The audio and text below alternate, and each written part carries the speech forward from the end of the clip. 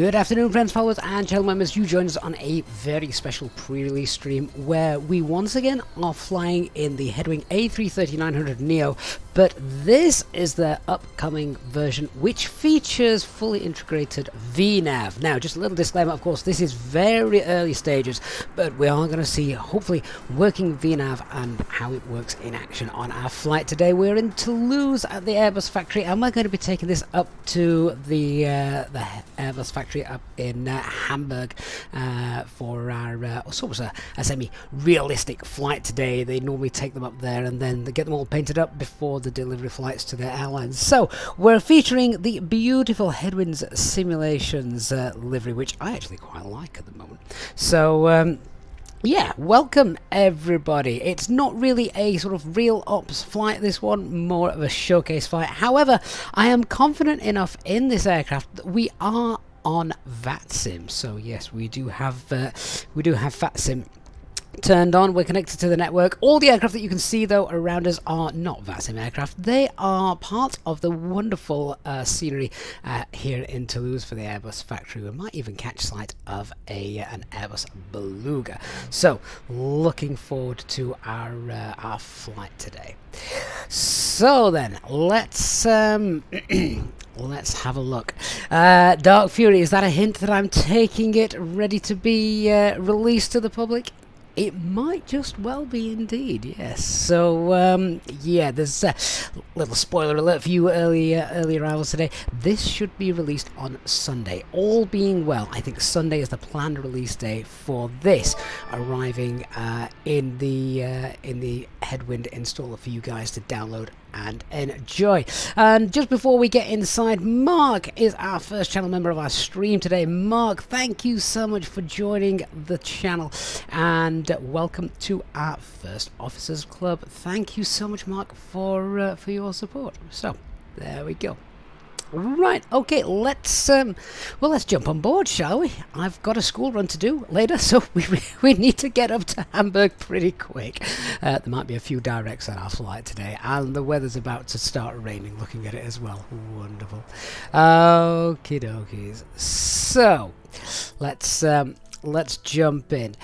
So, the Vnav version was sort of a bit available in sort of development versions, things like that in this aircraft, but they removed it while they fine-tuned it. They weren't entirely happy, so they wanted to make things, you know, a bit better. And here is the one. It's sort of going to be a pre-release beta build.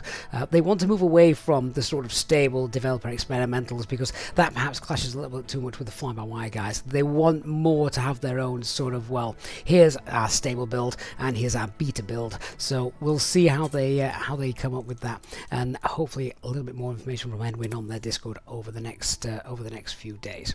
But yes, let's get going. So we're cold and dark, of course. We're going to fire her up here at the Airbus factory, and we'll taxi her out, and off we will go.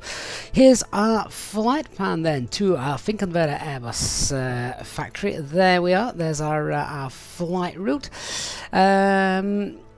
So let's have a look at our operational flight plan. I'm not going to go through all this like we would do a real ops stream. We're just going to sort of get up, get going. But just having a look at the fuel, got planned block fuel then of around 21 tons. There's our actual flight route, and of course if we have a look at this is very important. All the nines, it says just here, although in fairness this doesn't look like all the nines. In fact, I think it's just starting to rain as well. Hopefully we'll have better weather up in Hamburg today.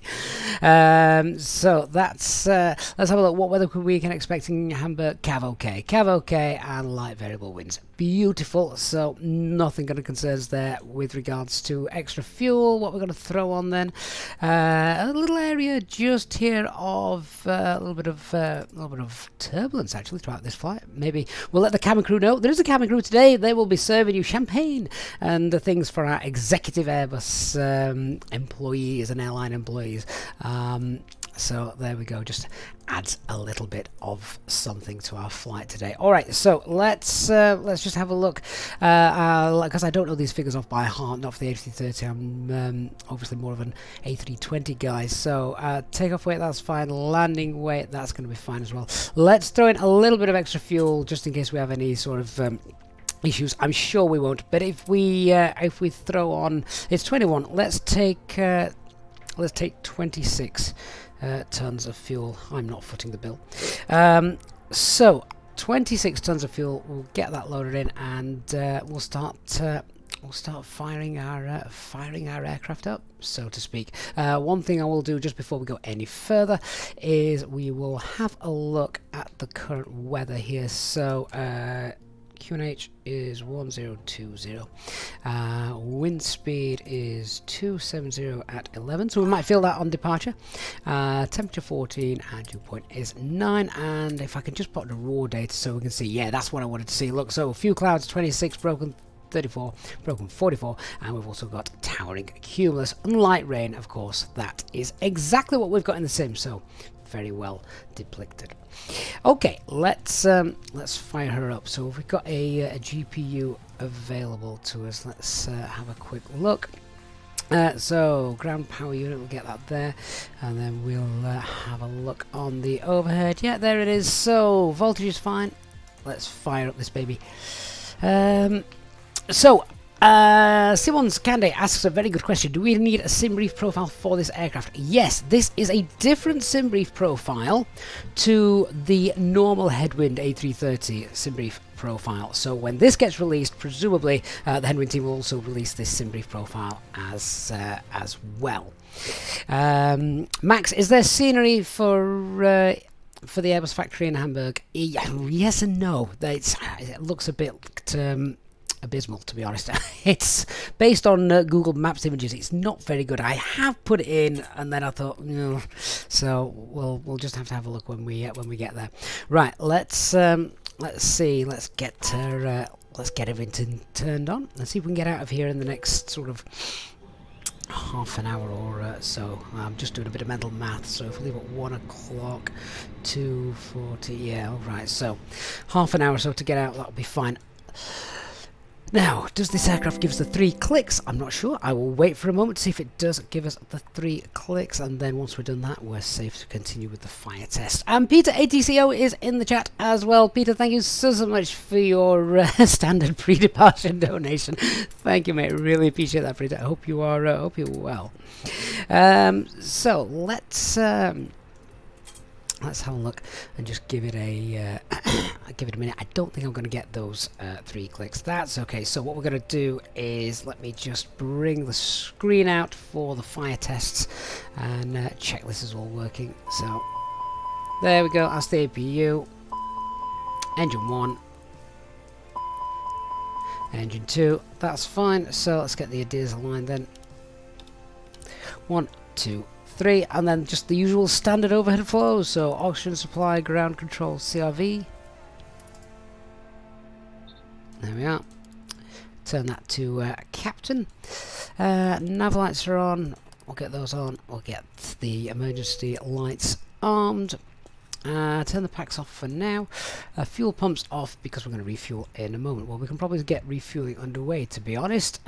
So let's do that. If we go to our fuel, again, this is where fly-by-wire I think does trump the Phoenix. I can load these separately. So what fuel did I say we wanted? We wanted 26 ton, didn't we? There we go. And if we set that to, we can set that to real time. It's only going to be 3 minutes. So there we go. Refueling is currently underway. Not many people to take on board today. It's going to be a very, very light aircraft. This is hardly anyone on, but I think we can start getting our executives, start getting you guys on. We're ready to get going now, so as soon as you're ready, you can open the doors and start letting the passengers on board. Thank you. There we go. So let me just pull in that information from there. That's done, and if we just have a quick look at planned passengers, that many? We haven't got that many passengers planned, surely. Mind you, to be fair, in Simbrief we might have, because I've not I've not really set it accurately. So the payload is about 40 tons of passengers. So yeah, okay. We've got lots of executives. We've got all you guys on there. Let's start the boarding. That's going to take, if we set that to fast time, that's about 5 minutes. That's fine. Yeah, all right. Let's start the boarding, and in order to do that, of course, we're going to need the doors open. So doors all open, and they can get going. Check the lower E-cam. There we go. That's fine. So Ferris asks if the wipers work in this as well. I believe that they do. Yes, they do. You can... oh, actually, no. No, they don't. It's not raining enough for me to tell. I mean, if that was real world, I'd probably just wreck the windscreen because it's probably not wet enough to warrant those. It obviously doesn't the A320NX at the moment, but maybe not in this just yet. I don't know. I may need to. I don't know how the sim does it. It might need more rain to actually show that. So yeah, that's done. Let's continue with our setup. So just need to squawk 2000 on there as well. So I'll come down here and set 1020 and skid is on. Let's turn the brightness up of that. Oh, I don't want the A cars. I want, go back. I want the ATSU menu. AOC, init press, and get that in. Okay, 1 hour 50 minutes. This is actually going to be close for the school run. best crack on. Alright, so leave that there. That's Unicom, that's the guard frequency. Both are monitored. Radars are off. Cockpit door is currently open. Switching panel is fine. Thrust levers are at idle and they're all off. Parking brake is on. Spoilers, flaps, gravity gear extension. Acupressure's in the green. Okay, up to the FCU. We want 1020 on here. Constraints on. Initial climb out is going to be flight level 70. Let's just set the brightness of everything, which is done over here. And that one, there we are. Leave the first officers, no one's going to be reading those. Turn that up, turn that up. I can leave the secondary, the second box as well, where it is. Okay, that's good. Let's start setting up. So, data page, IRS, we've got 3 nav greens, that'll land quickly. Aircraft status, Rolls-Royce, Trent engines, right air X cycle, and init request. So cost index of 60, 380. I'm just going to leave the tropo. The ground temperature is fine as well. Wind, we shall set that. And the IRS init, 111, 444, yep, they're fine as well. Okay, let's have a look at the flight plan, which is pinned into the chat if you're watching on YouTube. I haven't had time to welcome everybody as well, so I do apologise. Normally we try and go through and give a name check for all you guys watching, but everyone watching on YouTube, thank you so much for being here, and of course on Twitch as well. Good to see you guys. Let's have a look and get this all sorted. So we're going to be departing today off runway 32 left, which is the closest runway to where we're currently parked, sort of the Airbus factory side. It's the FSTO 6 Bravo departure. Make sure we get the right one. There we are. Set that in, and then the arrival into Finconverter, or however they pronounce that. ILS. Is it ILS 05? Or is it the INAV 05? It has got an ILS. Is it just a localizer? Might just be a localizer. Let me just check that. Oh no, there is an ILS for runway 05. So, oh, there it is. Oh, couldn't see the wood for the trees. There we go. ILS 05. There is no start, but there is a VIA. If we can come in via, I think we're coming in via Noglu today, according to the flight plan. We may end up just vectoring ourselves in because it will be a little bit quicker to do that. Klaus Albert, when is the release date for this version of the Headwind A330? It should be on Sunday. So 774 miles. I've got 753 miles in the flight plan. Let's just quickly go through and make sure that it looks okay. Quickly scroll through. There we've got a discontinuity, so we'll just tidy that up. Right, bring this out because then you guys can see as we flick through that. So there we are, up, and then just check that arrival once we get up to it. There we go, that's the RNAV arrival that we've got in. So yeah, we might not do this, we might not do the full thing there, and to be honest, that is probably where the difference in track mileage comes, because the flight plan basically just has us going almost straight in, but doing the full RNAV procedure has us with all these waypoints, which, yeah, if there's no other traffic around, we'll probably not bother doing that today. Alright, let's continue with our setup then. So, so flight plan's done, RadNav page, Toulouse, auto-tuned nav aids are available in this aircraft. They're available in the sort of stable build as well, but obviously transferred over to this this beta release. That's fine. So init B, let's sort this out. So our zero fuel weight, etc. off the flight plan, we're going to get it on our payload just here. So our zero fuel weight CFG is 21.6 and our zero fuel weight is 166.5. Let's pop that in, 166.5, and that's CFG again, 21.5 is planned.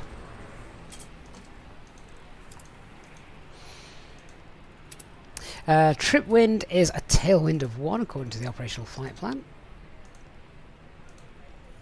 And let's do our planned fuel. So we've told the ground crew that we want to take 26 tons. That's just got 11.2. That's that's fine. Fuel for our alternate.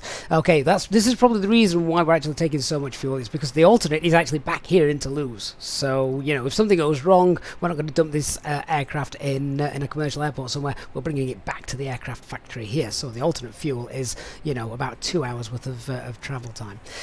So alternate is about 8.7 tons, which can we pop that in just yet? Right, okay, so that not yet, that one's not yet working, but I'm sure that will get sorted at a later date.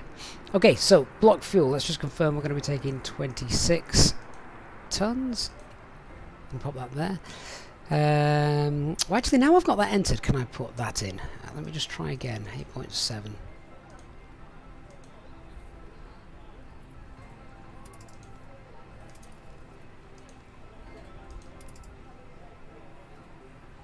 No, not yet. Alright, so basically we just can't, just for fuel planning purposes really, we just can't tell it how much fuel we want for our alternate. But it's okay, because we have a look down at the bottom, we've got an extra almost 15 tons, and that's the endurance of the aircraft at the moment, 3 hours 31 minutes, so that is plenty. I'm not going to fly for that long because I will miss picking my kid up from school if we do that. Alright, so that's fine. No, so now onto the performance page. Now, very important with this, you need to be fully loaded. Everything has to be done before you can use this, because it's not like we've got, as you would do in the Phoenix, with a final load sheet or a pre-release load sheet, etc. With no takeoff performance calculator either. So let's check that that's loaded, that's loaded, that's loaded, that's all loaded. So now we can have a look and pop these V speeds in, depending upon which flap configuration we're going to use. Ben, we didn't tell the FMSR altitude. Let me just double check that. Yeah, flight level 380, it was imported in. So yeah, performance page. So let's do flaps 2. You know, it's a big bird. So flaps 2. Because we've no takeoff performance calculation software, it's just going to be Toga, so Flex not working at the moment. So now we've done that, we can do V1, 143, VR, 145. See, these are relatively low V speeds for this aircraft, and that's mainly because we are very light. Normally we'd have, you know, loads of extra fuel on, but we've, you know, we're probably about 50 tons under the aircraft's maximum takeoff weight today. So there you go, that's confirmed all the V speeds are in, clean speeds in as well. And that's fine. Let's have a look at thrust reduction acceleration values. So again, I can use Sim Smart for these figures. Let's check runway 3 to left. So we can just throw anything in these boxes because this is obviously for the A320 Neo, like the fly-by-wire, so none of that matters. This matters though. Thrust reduction acceleration 1497, 1497, engine out also 1497. What we got in the box? 149, yeah, that's close enough. Happy to leave that. And then the engine out procedure is standard, so there's no terrain around for the departure. So if we lost an engine on departure, we can pull the heading bulk, fly straight out, and then once we've secured the engine and we're above 2,000 feet, we can retract the flaps, accelerate away, and make a right turn to the tow NDB. Now, if we go to our secondary flight plan, that doesn't work yet. So we can go to the fixes page, just pop in the tow NDB. So we've got it on our navigation display in the event of an emergency. So there we are. All right. So that's it. That's all that done. Now, if we go through here, there you go, this confirmation of Vnav. So we now have a top of climb indicated, and I bet if I go on and keep going, we should probably have a top of descent indicated as well. Fantastic. So I'm going to try and fly the aircraft as much as I can in managed mode today, so that we can sort that, we can see how it works. Just be aware it is still very early, so if we need to sort of take manual control of that, obviously we're prepared to do that, and we'll do it. Right, so everything's set up. A quick sort of briefing for our flight. So the weather is wet, visibility has just dropped as well, so runway conditions are now wet. Aircraft is the A330-900 Neo from Headwind. No NOTAMs that we are concerned about for our departure today. Threats to be aware of: brand new airplane. I would say that's probably the biggest threat. Brand new airplane, maiden flight. So let's just keep our wits about us, always checking FMAs, things like that, and monitoring the vertical profile as we go along. So we are going to taxi out. We're off the Airbus ramp down here. We're going to taxi out, and then we'll take Sierra 20, which is then giving us a full length departure, runway 32. It's a noise abatement 2 departure. We're not going to do a single engine taxi, and then the departure itself is straight out. We've got no speed restrictions, a right hand turn up to Fisto. No, say noise abatement 2, transition altitude's 5,000 feet, and our initial climb is 70. That's there. Let's check the box, and then we'll be good to get the APU up and running. So runway 32 left, Fisto, Radnav, we've got the Toulouse VOR, flight level 380 is planned cruise, optimum is 360, that's okay, that works fine. The speeds 143, 145, 150, and clean is 223. It's flaps 2 departure, and we're Toga Friday today. And we've got a takeoff weight of around 192 tons, which just sounds insane. Also insane is Louis Aviation celebrating 2 years of channel membership. Good afternoon, Louis. Hope you are well. Malaga, I'm not jealous at all. Hope you're well. Right, welcome to everyone who's coming to the chat. I do apologise not paying too much attention to the chat whilst we just get going, but once we're in the air, of course. Traffic, Lufthansa 18 Hotel, radio check. And Lufthansa hear you, 555. Thanks a lot. Yeah, so once we're in there, plenty of time to chat and discuss. Right, I think we're done. Let's get the doors closed and let's get out of here.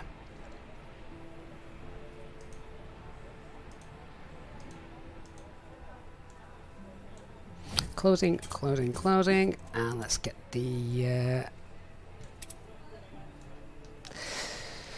APU started. Hi Captain, all passengers are on board and doors have been closed. Not quite sure why we've got the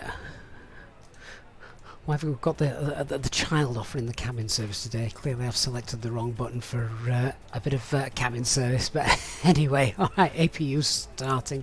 Let's get that up. and running, and we'll get out of here.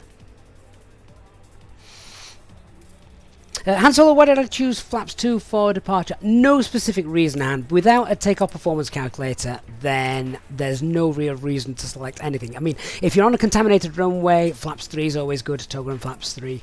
I mean, this isn't contaminated, this is just wet, so flaps 2 is not a bad idea. You know, gets us airborne a little quicker on a wet runway, so we can sort of think of it that way. But yeah, unless you've got, we discussed this on a stream recently, unless you've got a takeoff performance calculator which basically says that, you know, flaps 1's not going to work because you're too heavy or the runway's too short, so you need flaps 2 or flaps 3, etc., then it really is just down to sort of personal preference. Right, APU is up and running, so we'll give that a minute before putting the bleed on, let the fumes clear. Let's clean up the overhead so they can now come back on. Just put a bit of brightness on that as well. Seatbelt signs can come on as well. Hey Jamie, this should release on Sunday, fingers crossed. So, big welcome on board to all of you. Thank you so much for being here. If you do wish to support the channel, of course, you can just leave a like on the stream. It does make a massive difference to the channel. So thank you to everyone who's already done that. Woodcut83 on Twitch. Didn't know I was an Owls fan. Yep, I'm feeling very smug this morning after their results yesterday. I'm telling you, any Sheffield Wednesday fan that told you before the game that they weren't worried and we got it in the bag is just lying. Right. Let's get GSX sorted, and let's prepare for our pushback and departure. APU is up and running, so we can disconnect the external power. Ground power unit, that can go. Hopefully, you should see that down here in a moment.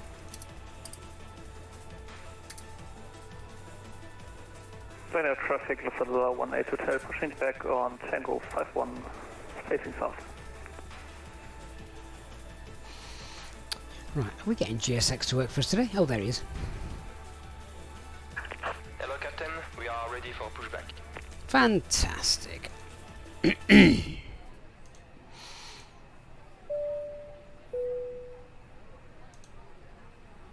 gentlemen, good afternoon. Welcome on board the aircraft. My name is Steve. I'm your pilot today, along with First Officer David and your senior flight attendant. Steve and David, who are they? She, with the rest of the crew, will be making our way around the cabin, make sure you're comfortable. We're not anticipating any delays, so we should be arriving on time at our destination. The guys on the ground told us they've finished loading the final bits of luggage into the aircraft, so we should be on our way very shortly. Bravo 10, We are, however, waiting for traffic clearance to push back and start before we taxi to the runway. If you could help the cabin crew by getting yourselves sat comfortable with the seatbelts fastened, that would be fantastic. Once airborne, we'll be starting our in-flight services, but for now, I'd like to thank you for choosing to fly with us today, and I hope you enjoy the flight. Thank you. Yep, so we will be facing east, that is correct. Locking gear.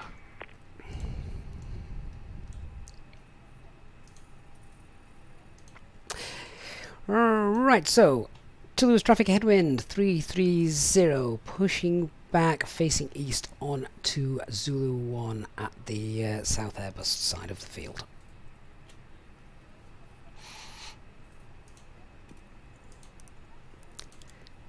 Beacon light on, transponder on. Release parking brakes. A bit concerned that this GPU... Oh no, the GPU has gone. That's fine. Right, so the checklist. So cockpit preparation checklist. Release parking brakes. Aircraft systems completed. It's brand new, so it's fine. Fuel quantity is just under 26 ton, which is good because that means the APU is burning fuel. So that's good. Does the fly-by-wire A320X burn fuel? It didn't do for a long time, but this seems to be burning fuel, which is great. Seatbelt signs are on. It is got 3.5 green. The barrel ref is QNH 1020. Second cross-checked 500 feet. Before start checklist. Parking brake is on. Takeoff data is confirmed. Windows are closed. EFB is stowed. Doors closed and armed. Beacon light is on. Yes, okay. I'm now ready to release parking brakes. Commencing push.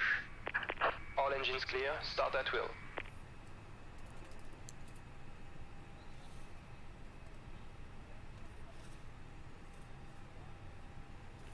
Swifty Games is a blade. Excellent.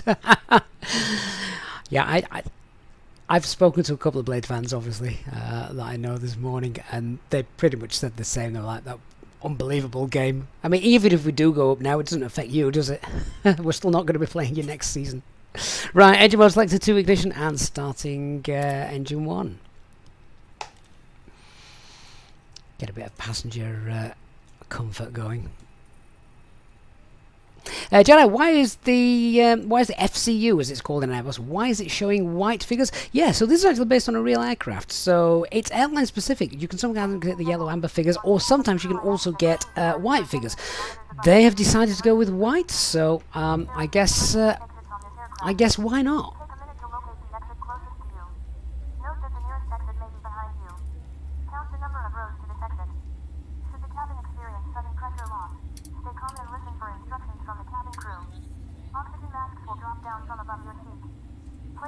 Over your mouth and nose, like this. Pull the strap to tighten it. If you are traveling with children, make sure that your own mask is on first before helping your children. In the unlikely event of an emergency landing and evacuation, leave your carry-on items behind.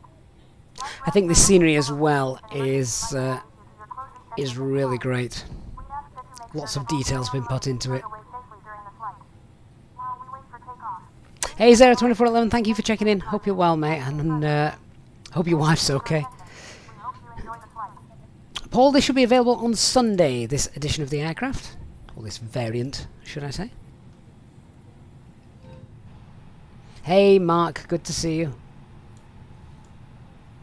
Alright, engine 1's happy, starting engine number 2. GSX once again seems to be doing a very good job. 18 Hotel, taxiing to holding point runway 32 right via Tango 41, Tango 40 and Papa.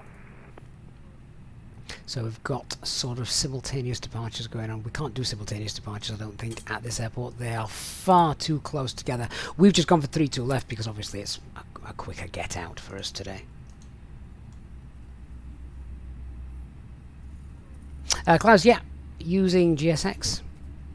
And we've got FS Realistic as well, Talvin. Set parking brakes. Parking brake set. Cockpit to ground. We have a good engine start. You can disconnect. Unlocking gear. Ooh, what we got there? That's not a good start. Oh, I wonder if that was just a bit of GSX integration coming in, because that seems to have righted itself. That's fine.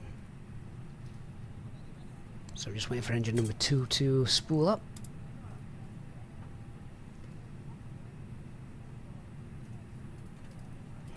Klaus, there shouldn't be any conflicts with a Phoenix. No. Completely. It just use GSX for visuals rather than anything else. Bypass pin removed. Is that a cargo looks aircraft over there? Who's flying that? Right is clear. That's awesome. Left clear, right clear, engine number 2 is all happy. So have we got a C of G on Toulouse here? traffic, cargo looks 1 line Lima. We're going to taxi on Tango 21 onto Papa, hold shot November 1, 32 right. So that's zero fuel weight C of G. Okay, if we go then on to our fuel prediction page, we should get an actual C of G 22.6. Alright, so after start flows, so engine mode selector to normal. We've got the rain. How warm is it? It's 14 degrees. That's okay. We're not going to need anti-ice then. So APU off. Anti-ice not required. APU master can come off. On the spoilers. Zero the rudder, and now we'll set the trim. 22.6.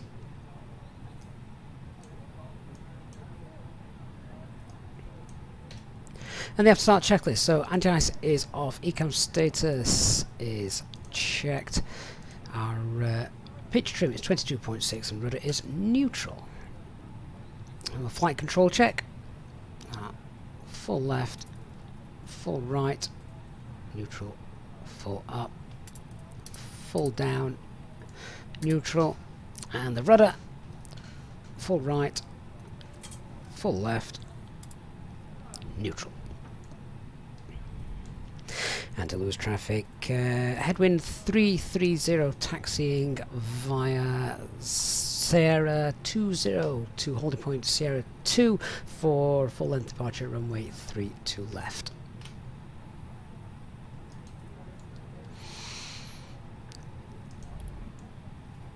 So lights on. I need to ding the cabin as well in this aircraft, don't I? I forgot about that. So ding that.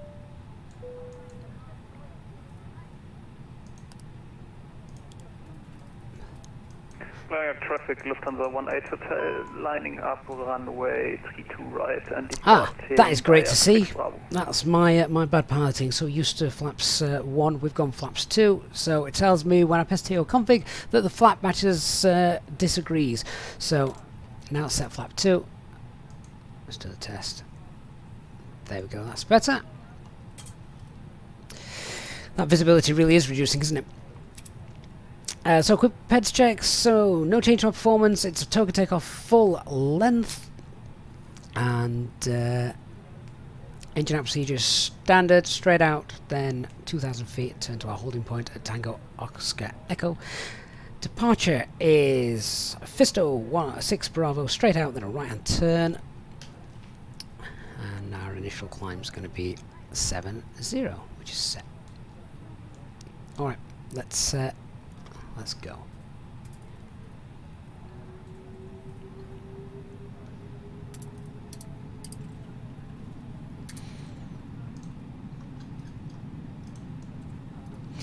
It's now got that, the visibility to drop that much. I need to make sure I know where we're going.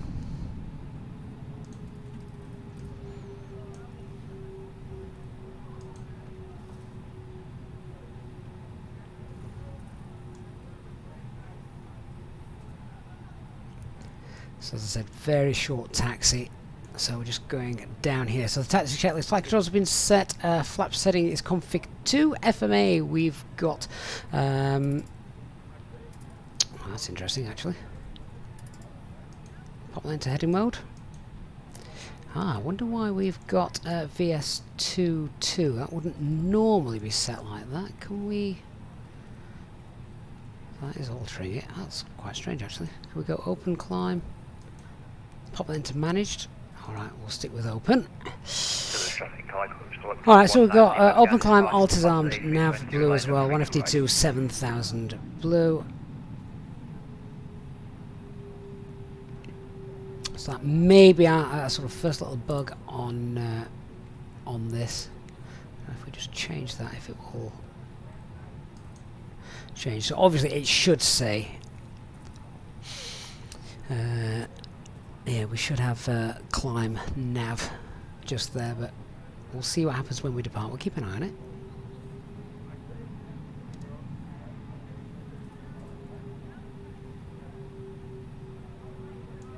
it. Peter, I do not have SimBridge running, so if you want to have SimBridge running, then you can have the terrain radar on there as well. So the taxi checklist flight controls have been checked. Flap setting config 2. FMA, we've got open climb, nav blue 152 7,000, and we're flexing. Radar particular which is on ecam memo, got takeoff no blue, and the FB is stowed.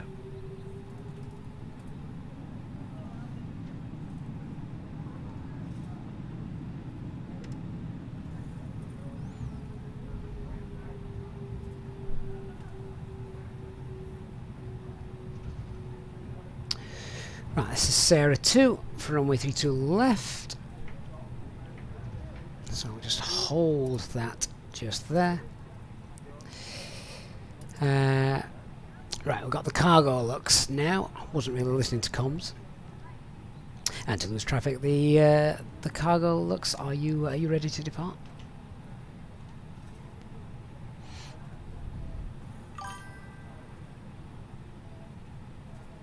Roger, we're just about to take off. We're just doing our final checks. Be about a minute.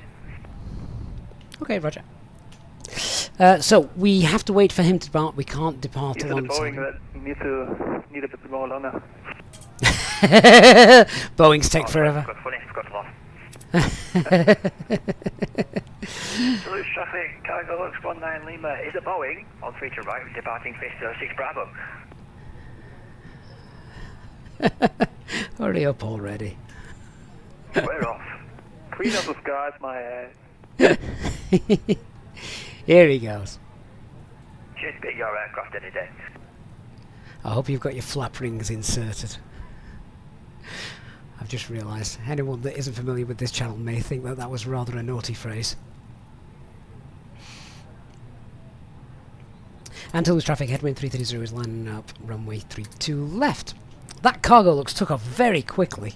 There's all this cargo in the back of the aircraft. Let's get our lights on.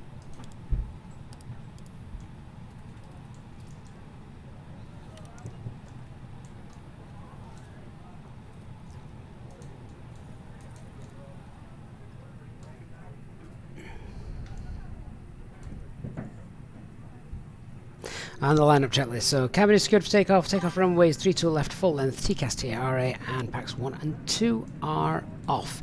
I do like the TCAS that we've got on the A330. Little aircraft symbols.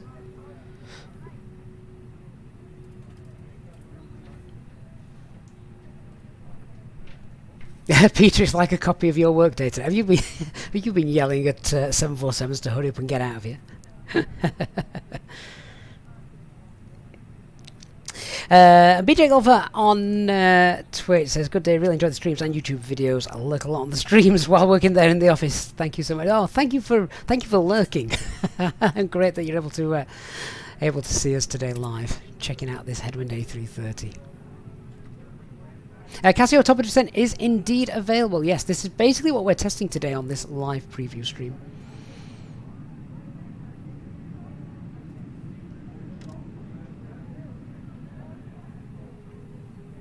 It is indeed very rainy, isn't it, today?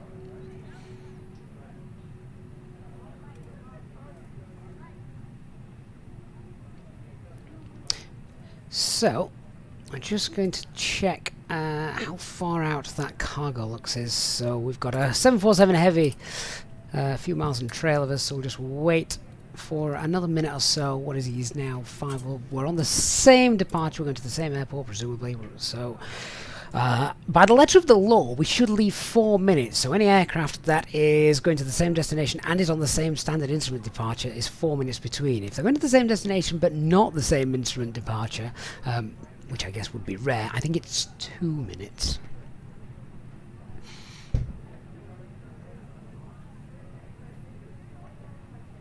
So we'll just give him another minute.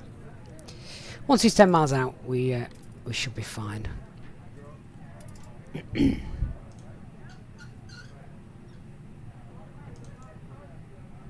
Okay, that'll be long enough. Toulouse traffic, Headwind 330 departing runway 32 left, Fisto 6 Bravo departure. I'm going to shut up then, guys. I'm just going to turn up the engine sound so you can enjoy these. I'll see you in a moment. And take off.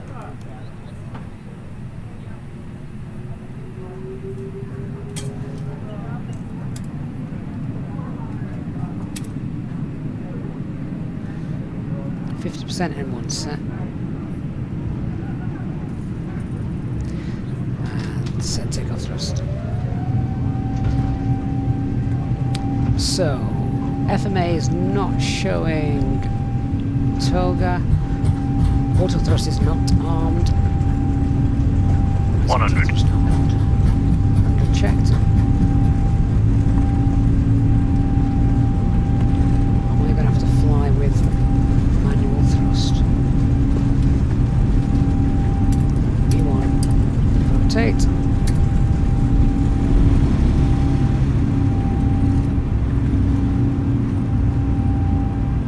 Nav. Gear up, please. Gear up.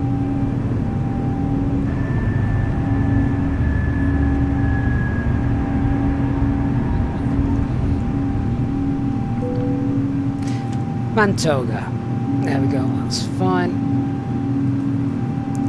I can now put that into climb, that's fine as well. So, let's reduce to thrust climb. Climb, that looks much more normal. Flaps 1. Pack on.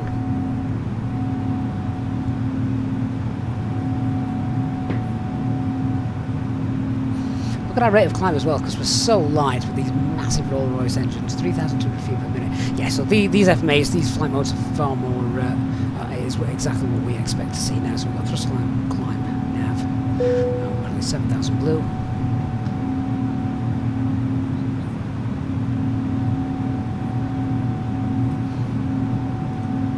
Set standard pressure, climb to a flight level.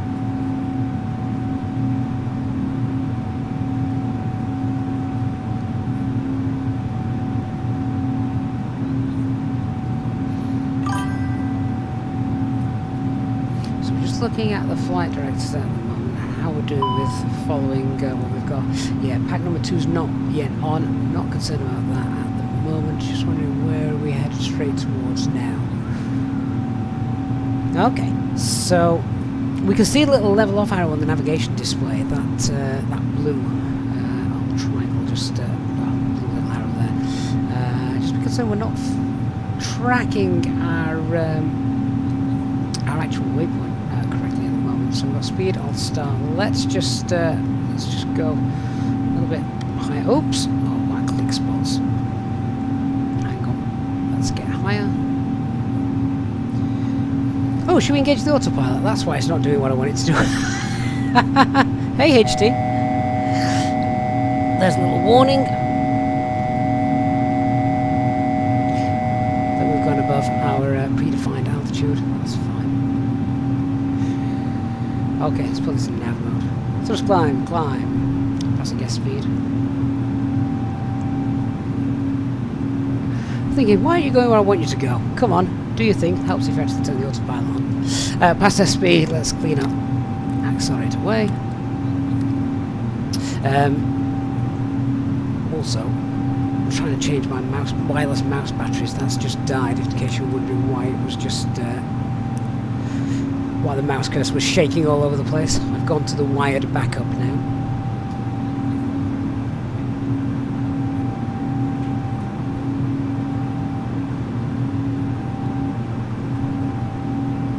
Right, well, we're clear of the weather. Temperature's starting to drop though, we'll just get ice on us, just about to fly through those.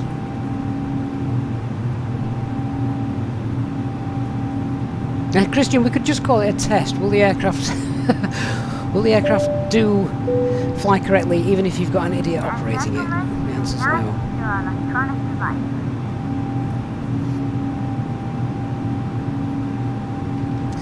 no. So, spoilers, flaps, and lights come off.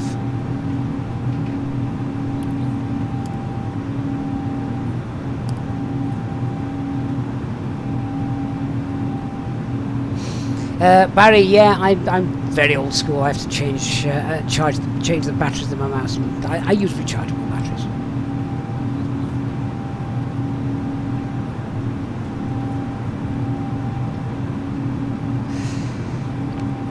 So 10,000 feet, there we go, speed increase. We actually saw that if you had a look on the navigation display, there was the magenta circle which indicated when the speed increase would be, which is also essentially where you're going to pass 10,000 feet on the climb.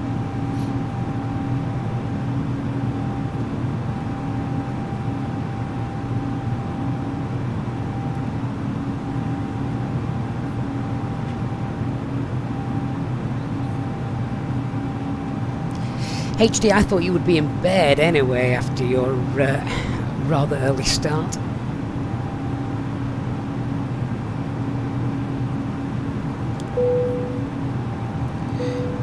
Okay, get the seatbelt signs off, and we're away.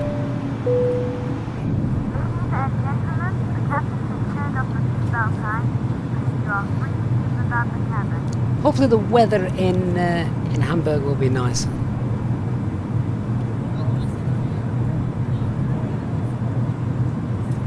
Through that cloud there now, we can probably bring the anti-ice off in a moment.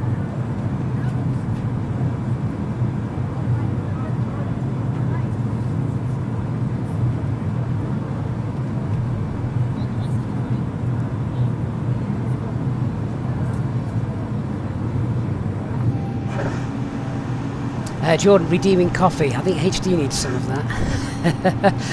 Right, let's go through the usual 10,000 feet things. So, RadNav page, let's clear that out. Progress page, flight level 3H. Yeah, 3H is going to be fine. Let's get ourselves into that now. 380, and then you can see there's a little level off arrow just jumping forward as we've increased that. So sort of Vnav in effect just there.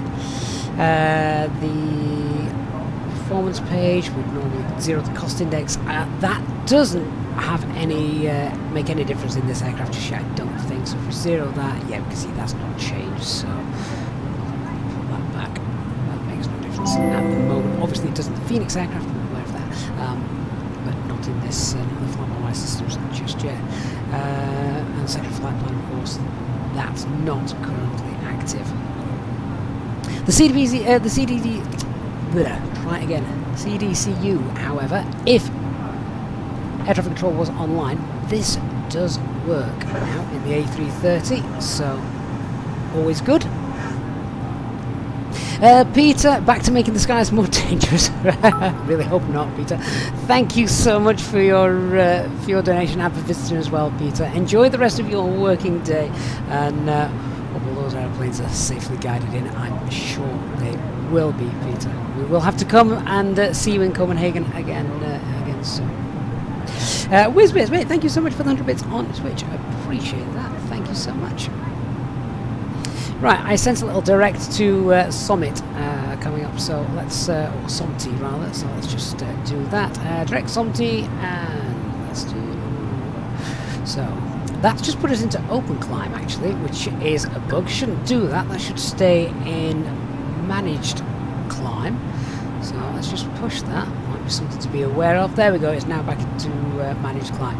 Right. So maybe that is maybe that's the first little bug. We had an auto thrust wasn't armed when setting toga earlier on, and when doing a direct, it just knocked us into open climb out of managed climb. So these, I guess, are things we just need to be aware of. We'll keep FMA is definitely going to be our deity in a new aircraft.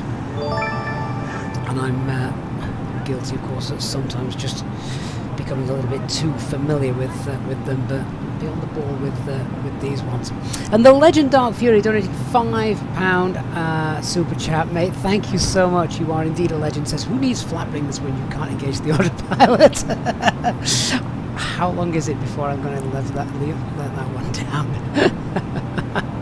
Thank you, Dark. And Kevin Booth, welcome to the First Officers Club, our second new member of the flight today. Thank you, Kevin. Thank you so much. Make sure you get yourself in the members lounge as well on our Discord server. And Talvin, a huge thanks to you for your kind super chat saying I'm going to fly to Hamburg. Might see us there. Oh, maybe Talvin, maybe.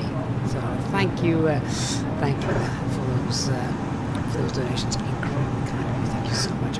Yeah, definitely get yourself into the members lounge if you're on our Discord server, which is just awash with flattering talk. I'm not sure if that's a good thing or bad. So what I am going to do for this is when we get to our top of descent, I am going to let it descend in managed mode. Now obviously what we're going to do then is we will sort of cross-check that with our own sort of calculations to see just how well that is doing. We'll see if it's managing to sort itself out and bring us down with the track mileage that we've got. If I have got time, I'm a bit time constrained this afternoon, but if I've got time, I will let it sort of fly this full procedure to give it a bit of a fighting chance. If not, then what we could do is we could go sort of direct to Hotel India 235 and then see how the Vnav system adapts to the shorter track mileage and see what happens. See what happens there. Lotudan, thank you for the follow on Twitch. Good to see you on there. Hope you're having a good afternoon.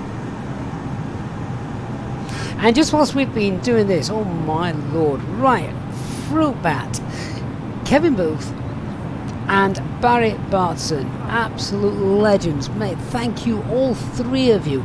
Each donating 5 EasyJet Sim Pilot channel memberships. That is 15 in total, and Dark Fury has just continued that trend with another 5. That is 20 new channel members gifted from our fantastic channel members and channel supporters. Thank you so much to Dark, Barry, Kevin and Fruitback. Guys, you are absolutely amazing as we're on the climb out today in this preview build of the Headwind A330-900 Neo with functional Vnav. Thank you so much. I appreciate that immensely. And our new channel members, guys, make sure you do get onto our Discord server and into our members lounge as well. That is where you will find out about streams ahead of time and a whole host of other things that goes off in there. And you can also now make sure you go back and check out our members only streams as well. And we often do members only live streams where I'm sort of in training mode, so to speak, testing some things out. So guys, thank you so much. Incredible support. Thank you. Okay, so just checking the aircraft that we've got in front of us on TCAS is how far away is he? He's okay. The one we've got in front is about 40 miles away, so that's not going to cause us any issues. I don't think. All those gifted memberships, all 20 gifts from you guys there, just literally almost changing the channel chat to a wash of green there. That's amazing. Thank you so much. Just realised that I'd left the engine sound up from takeoff, so I don't know if that was a bit too loud. Apologies for that if that was annoying you and drowning us out at all. Bjorn, thank you for the sub.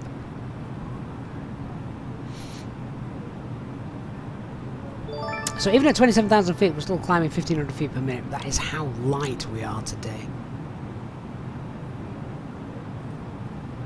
Alexander Vasivi, thank you. Oh, sorry, terrible pronunciation of your surname there, Alexander. But it seems that we're always on the edge of new projects. What's my first impression? Does everything work properly and fine? Yeah, just the pilot's a bit rubbish, to be honest with you today. Yeah, the only thing I found so far, that auto thrust didn't engage when we went to Toga on takeoff, so I had to sort that myself. And then when we went direct to a waypoint, it just knocked us out of the climb mode and popped us into open climb. Which, if we pulled the heading bug, that should happen. There we go. That's dropped us into open climb. Didn't hear 3 click. Oh, there it is. Yeah, I was saying, where's the 3 clicks? There it is. So, yeah, that's all fine. Now, just pop that into nav mode again, still in open climb. That's as expected. We can push that back for managed climb. That's working fine. Flyguy says, nice to see the top of climb on display. Absolutely. Yeah. Now, I'll tell you what we'll do. Let's just pull VS for a moment. Now, wouldn't normally do this in the climb because you can end up sort of getting into trouble with your speed. But let's just see. So VS is currently 1400. If we reduce that, we should see... Oh, look at that! It does! So we see the position that we're going to level off is getting further and further away from us as we reduce our rate of climb. That is exactly how you'd expect that to behave. So, again... fantastic to see this. And we also, whilst we're obviously previewing a Headwind aircraft, we have to give a massive shout out and loads of praise to the fly-by-wire team, who basically are almost like the electronic brains behind a lot of this operation that the Headwind guys have got on. So I think it wouldn't be fair to preview this aircraft without giving a huge shout out of thanks to the amazing fly-by-wire guys who have made stuff like this all possible. And remember, this is all for free as well. Obviously we've got some great quality payware aircraft on the market as well, but for day-to-day flying there is absolutely nothing wrong with these freeware products. So yeah, absolutely great stuff and great work from the fly-by-wire team and Headwind to bring us these. Pedro, is the plane still floating and auto-rotating? I've not had auto-rotate. No, I had to pull back on the sticks to get us into the air. Floaty on landing. I've not landed this particular build, so let's wait and see what happens, shall we? when we get to Hamburg. What time are we looking to get in? That would work for me quite nicely. That's looking good. What time do they kick my lad out of school? 14:15, and yeah, I can make that. Pilot Tim, I would have to double check. I've been rather busy this last 24 hours. Strider123, have I tried the updated 747 and the 787 at all? I haven't, but if anyone in the chat has, then please do let us know how you're finding it. To be honest, I'm not that au fait with Boeing, so I wouldn't know what's meant to work and what's not, to be perfectly honest with you. Cloudzone says the stable version floats. I did find that it floated a tiny bit. The ground effect didn't appear to be quite there. Let's see what happens when we get here. I think as long as you know that that is a potential, just don't flare quite so much. Just ease the stick back just a tad and see what happens.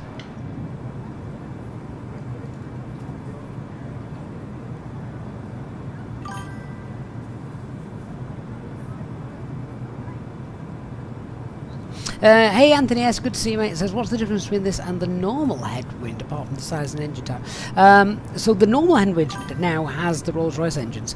The only difference between this and the currently available version in their installer is this has got functional Vnav.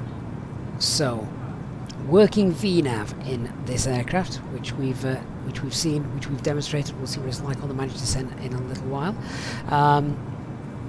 And then this version, this beta build version, should be available for you guys to download in the installer from Sunday, I think it is. Hey Ghost Rider, good to see you.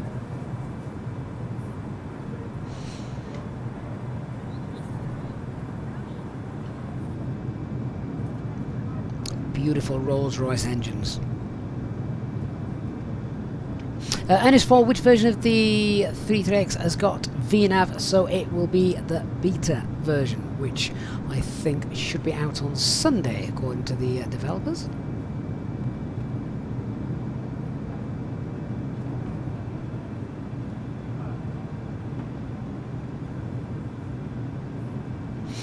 Paul, do I recommend running SimBridge alongside this? That is a good question. I'm happy to open up to you guys in the chat. I've seen some people say they've had issues with it. I've had some people say that there's been no issues with it. So we had a crash to desktop in the stable version of the A330. That was on, was it Monday or Tuesday, when we did a 6-hour flight. We restarted it mid-air from the right place and it was absolutely fine. In fact, restarting from a crash to desktop was incredibly easy and we still kept the realism there, everything was fine. The cause of that though is just so difficult to sort of pin down. Several people said, could it have been FS Realistic? Could it have been SimBridge? Now I didn't, when I sort of restarted from the crash to desktop, I did not I didn't set SimBridge going, and I flew for about another 3.5 hours without any issues whatsoever. So take from that what you will. Is SimBridge causing an issue? I know a few people say SimBridge seems to be causing an issue for them, but the problem is the devs, I think, I'm not really sure. I'm not a developer by any stretch of the imagination. I don't know if it's because as well it's really difficult for the devs to sometimes pinpoint what is causing the problem. Sort of the diagnostics from Azobo aren't that clear, aren't really available. So hats off go even more to the developers who must be so frustrated by stuff like that. Hey Felix Bull, good afternoon, rather good evening to you Felix. Says has tried the 747, couldn't get the autopilot to work, autothrust didn't work, and level change mode thinks it's a spaceship. I mean that might just be Boeing, I have no idea. You have to speak to a Boeing pilot, I'm afraid, Felix. Larry, you thought the upcoming version wasn't going to have VNAV, so the version that's available at the moment from the installer does not have VNAV. This version does. This version will be available on Sunday, or at least that is the plan at the moment, unless anything goes wrong.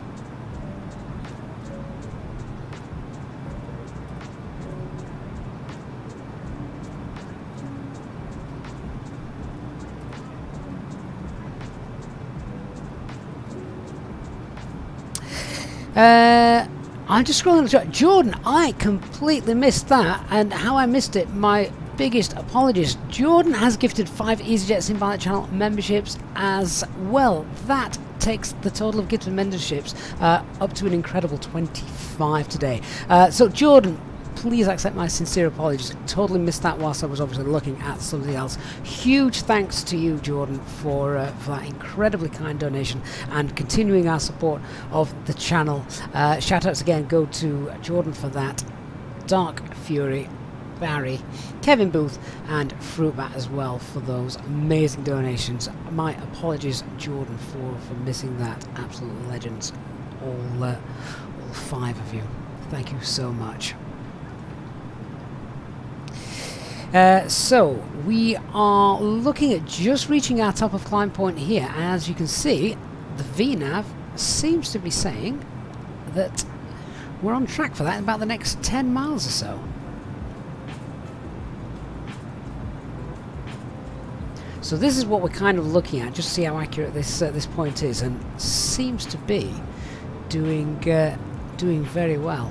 So we've got about 1,000 feet to go. Jaspology on Twitch, how's Vnav so far? Well, certainly in the climb stages, looking incredibly good. Looking incredibly good. Got 1,000 feet to go. I'm just monitoring that as well. I think the most impressive thing is when we went into VS mode and we started playing around with that, we saw this moving backwards and forwards, etc. Oh my goodness, Barry, you weren't kidding. Barry has gifted a further 20 EasyJet Sim Pilot channel memberships. That is incredible, Barry. Barry, you need to change your name to Legend, Barry, mate. You really, really do. Your support of the channel is incredible, and that has taken us up to 45 new channel members, gifted channel memberships, that is, on our live preview stream today. Barry, thank you so much, mate. I'm always really glad that you're able to catch these live streams as well, Barry, because I know you're a very, very busy man and often flying all over the world in real life as well. So, Barry, that is incredible. Thank you so much for your incredibly generous support. That really does mean an absolute load to me. Thank you so much, Barry, for that. And welcome to all of those new channel members. The chat today just turning green with membership. And of course, make sure you get yourself into our members lounge on the Discord server and go and check members only streams from the past as well. Now you have access to those. Right, there we go. Look at this, Mac Alt Star, and literally crossing the blue line as we reach 38,000 feet. Mac Alt Cruise, job done. Well done, A330. Just go through our usual thing of setting that to below, and the usual top of climb checks to come as well. And I'm just, whilst we were doing that, I'm just going back up the chat again, and I thought I'd scroll too far up. Fruitbat and Kevin Booth, a further 5 EasyJet Sim Pilot channel membership gifts each. That's 10 each from you guys, 25 from Barry. I'm sort of running out of platitudes here, guys. I really, really am. Unbelievable support. Thank you so much. Incredible stuff. Incredible stuff. You guys just need to pick the next routes we fly. I don't care where they are. I'll try and dive the aircraft into anywhere. Thank you so much, guys. Kevin, Fruitbat, and of course Barry, Dark Fury as well. And I'm always in danger when we're doing this. Jordan as well, of course, of missing someone who has gifted these. Obviously, definitely don't want to do that. Unbelievable stuff. Thank you so much.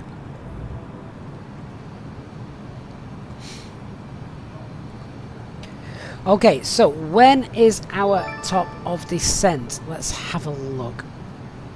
Barry says, wouldn't dare to use the same preposition as dark. Maybe just call yourself the Amazing Barry.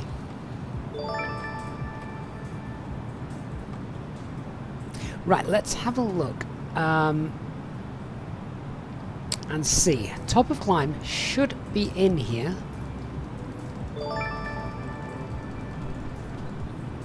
Sorry, not top of climb, top of descent. Yep. There you go, so 13:35. So, about 55 minutes. We should be in our descent mode. And as I say, I am going to leave that in managed descent all the way in, just to see how it goes. Molten Aviation on Twitch says, I've only ever flown the A320 Neo, I think it's time to level up. Is the A330 fundamentally different in learning curve? Molten Aviation, no, absolutely not. You can think of it as just the big brother to the A320. If you're happy with the A320, you're going to be more than happy with the A330 as well. Legend Dark Fury, that is a great idea. Just Barry Legend Bartson. I like that. That sounds great.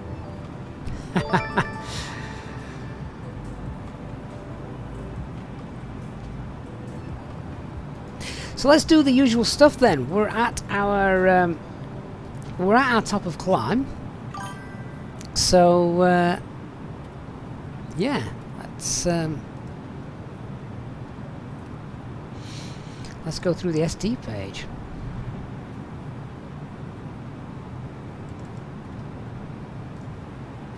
Ladies and gentlemen, from the flight deck, we're delighted to hear that we're now at our cruising altitude, and we hope to give you nice views throughout the flight as we have good weather ahead and shouldn't be experiencing any turbulence.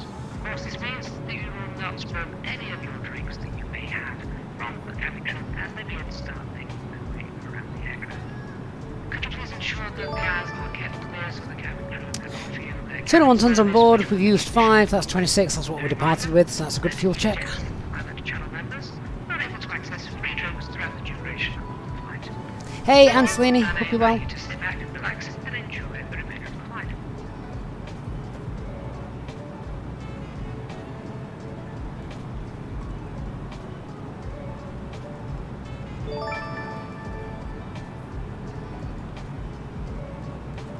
All systems normal. Should probably lock the flight deck door, shouldn't we? Just for a bit of added realism.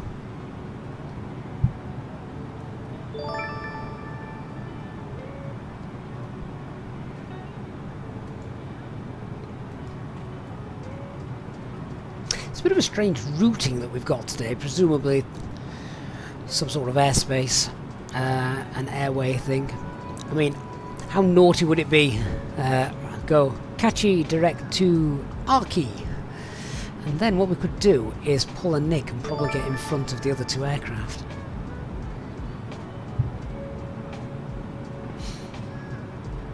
Right, a couple of other things then we can do today. If we just have a look at some en route weathers. Now, just keeping an eye on the airports. They're obviously sort of almost look like they're limited in range. We're not getting airports miles and miles out.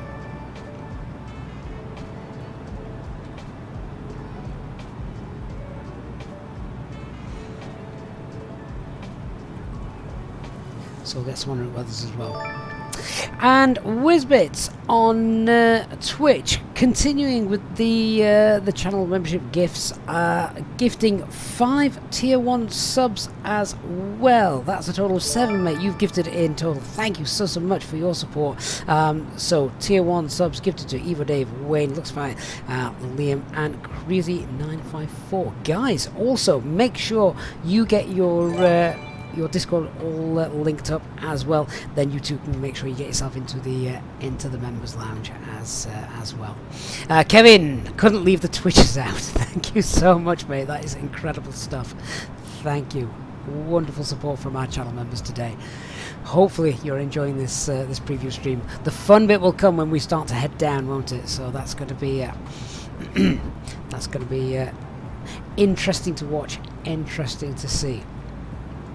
So whereabouts we are in the world then. I'll just use the map and have a quick look here. Love the fact, I only realised this recently, that we get now VATSIM traffic on the default map, which I think's really neat. So just having a look there. We've got all the other airports now actually starting to load in, look.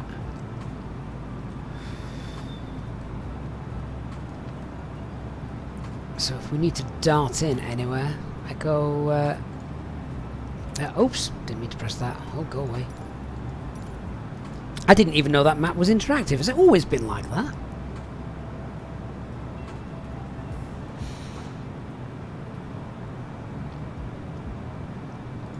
Didn't think that map was interactive. I just thought it was a...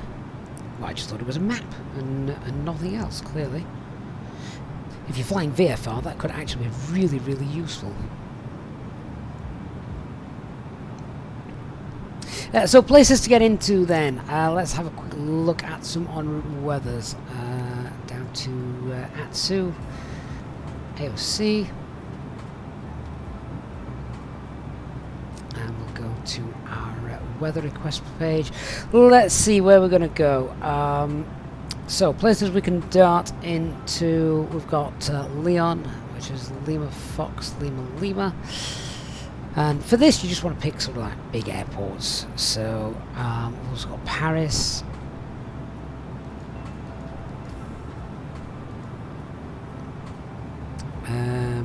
Luxembourg.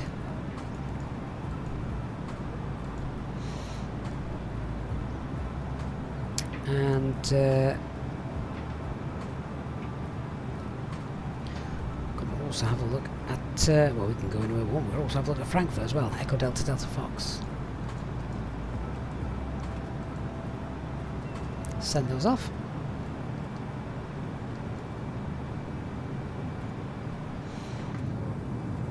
I'll just wait for them to come. Doesn't look like a bad day over France today, weather-wise. Looked awful in Toulouse though. All that rain and looked rather grim, to be honest.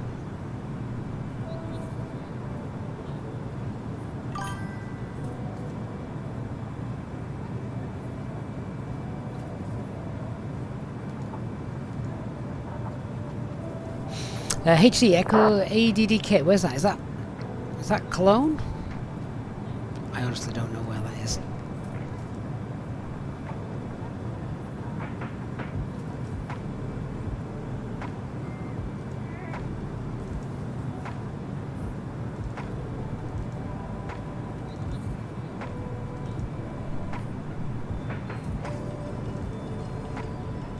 Ladies and gentlemen, we are about to commence our service of hot drinks and alcoholic beverages. Please assist us by ensuring your tray tables are down and that the aisles are kept clear of bags.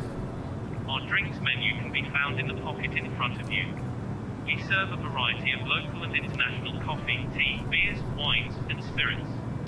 Please note that alcoholic drinks will not be served to those under 18 years of age. We accept payment in cash or credit and debit cards. Thank you for your support of this channel. And just as we start serving champagne, Headwind Simulations enters the chat on YouTube. Hello, Headwind. All going very well so far, apart from the idiot pilot who forgot to turn on the autopilot as we departed and wondering why it wasn't following the flight directives. But aside from that, yeah, really nice. Only a couple of little things that we sort of noticed was when setting toga thrust. Auto thrust wasn't automatically engaged, which obviously it normally should be. And then the only other thing as well was when we went direct to a waypoint, it knocked it out of managed climb and went into open climb. So minor things, but I'm sure you guys will set that right in the future. But what has been really impressive so far is we watched the aircraft climb in managed climb with the Vnav system, and the sort of blue cyan level off arrow was spot on. We played around with VS, and that of course made the level off arrow extend its track miles and come back again just as it would in real life. So that was really nice. We're looking forward to see how it descends now. So that's going to be that's hopefully going to be the next part of our flight. So we shall look forward to that. Oh, Scott Morgan, yeah, that's a good shout as well. Managed climb didn't arm on the ground for some reason. It went into VS on the ground. So again, I know you'll be able to watch this back, and I'll also be in touch with those. And Barry doesn't like the livery. Barry, how can you not like the livery? I love it. I actually think it's a really... I love the blended effect. I do. I think it's really nice. Don't listen to him. Don't listen to him. He may be a channel legend, but don't listen to him. I mean, Barry, do you prefer condors?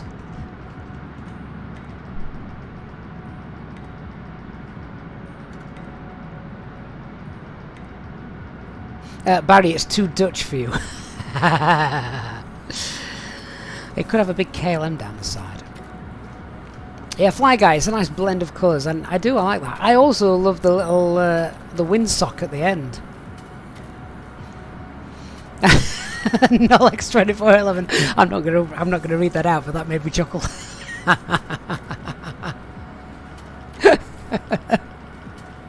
It's for her pleasure.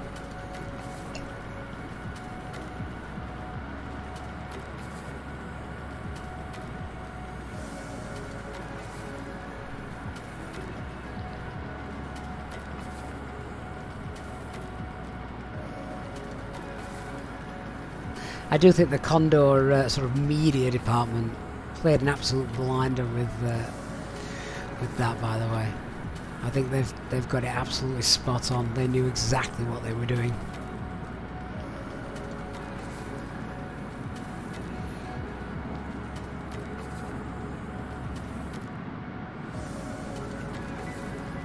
So Headwind there, just confirming, yeah, that's why we're going to release as an early alpha build, as it needs some stuff sorting out, but it'll happen over time.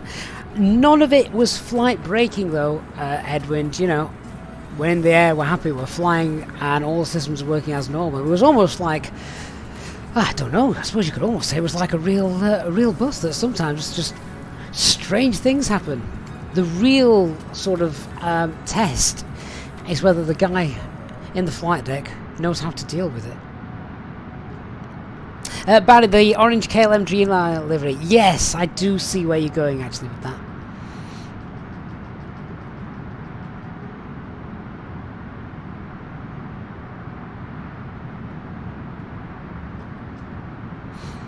Dark Fury says, let's stick a Ryanair livery on it. Don't. Somebody will. That reminds me, I've got something to share on Discord after the stream with our channel members. I'll send you guys that later.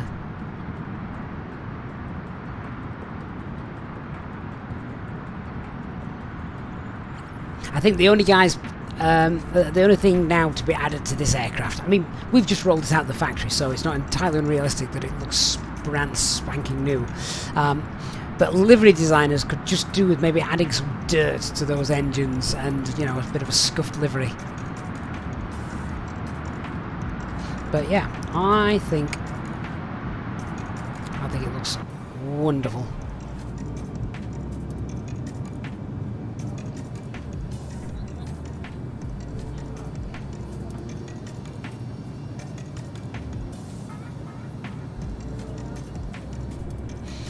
Mark says you see Jet 2 are leasing an A330 at the moment. Yeah, they do that most summers, I think, just because obviously they're a charter airline. They want to get as many passengers as they can in their aircraft down for the holiday season, so an A330 is a good shout. Get it out here in the UK from Manchester or whatever, take it down to Palma or the Canaries.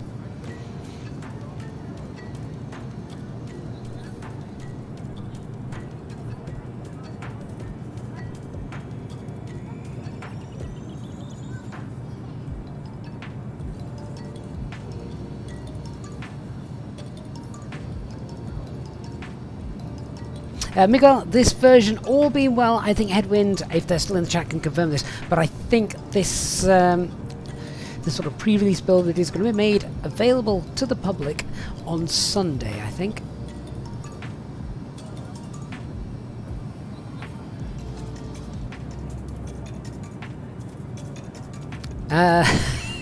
HD, right, well, I'll not read that out if I've not heard it from you.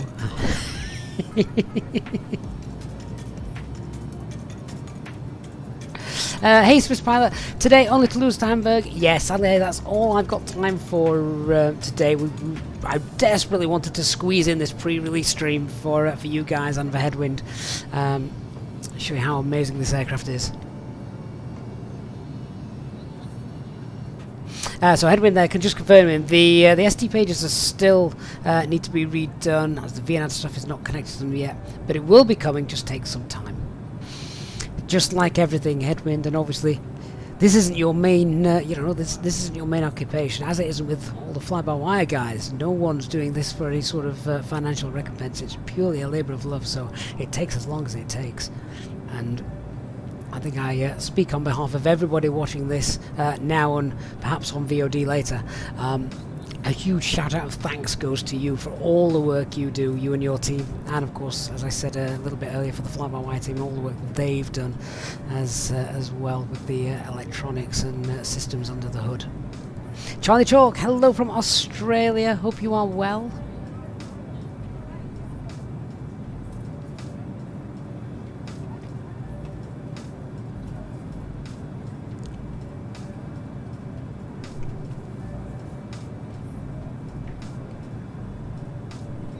Hey, Chris Wiggum, hope you're well as well. Barry, yeah, absolutely. It's amazing. People like Headwind simulations are what makes the flight sim community so great. And there's so many, really good quality freeware aircraft sort of coming out and on the horizon and that kind of thing. We've got the A220 as well, which I don't know when that'll be released. But also same with the fly-by-wire A380, which I know so many people are waiting for. And we've kind of joked here on the channel that the day that gets released, Dubai in the simulator is just going to explode. It's going to be great fun.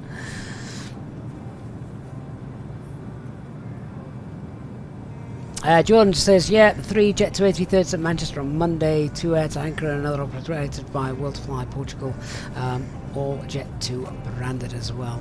And Edwin said, yeah, I was said in first line, I do it all for myself to see this thing coming much faster into Microsoft Flight Simulator, so yeah. Happy the community like it. Oh, I think they like it more than just a bit, Edwin. I think they absolutely love it. And Shadowed Edge's Vnav work certainly seemed to on the climb out. We'll see what it's like on the descent. Yeah, and what I found truly amazing was when we did a transatlantic flight about a month ago in this A330, well, not this version of the A330, but the A330 that was out at the time from Headwind. So many people came on stream and were surprised, shocked, couldn't believe that an A330 was out. They'd never heard of it before in Headwind, so really glad we were able to spread the word, and loads more people now hopefully enjoying this. Same as we did another long haul flight down to Nairobi, didn't we? That was earlier this week actually. We've done a lot of we've probably done more A330 than A320 streams this week.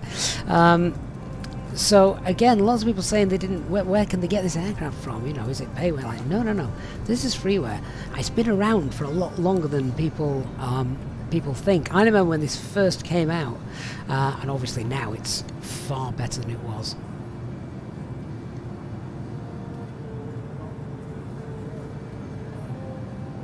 Anthony S says it's going to be amazing to have a long haul bus that you can trust. Well, Anthony, I flew this a month ago. The A330 version that was out at the time. I flew it a month ago across the Atlantic, live on VATSIM.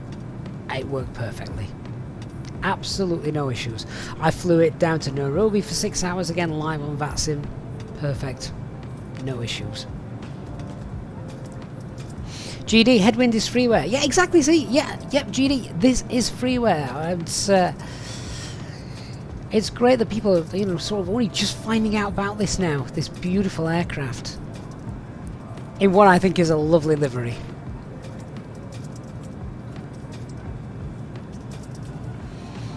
Go and grab yourself the Headwind installer. In fact, if one of the mods are available in the chat, just to type in and pop a link to this, because I've just realised I've not even got it in the video description. I will add that afterwards. But if anyone wants to just pop the link to the Headwind website into the chat, that would be appreciated. Travis Bond, who's going to buy the Aerosoft A330 when the Headwind has Vnav? I guess, the jury will be out on the Aerosoft A330 as to how far and the system's depth it goes. think the only difference really between payware and freeware is sort of the system's depth and logic and the potential for, you know, failures and stuff like that if you want to really get into lots of ECAM messages and things like that.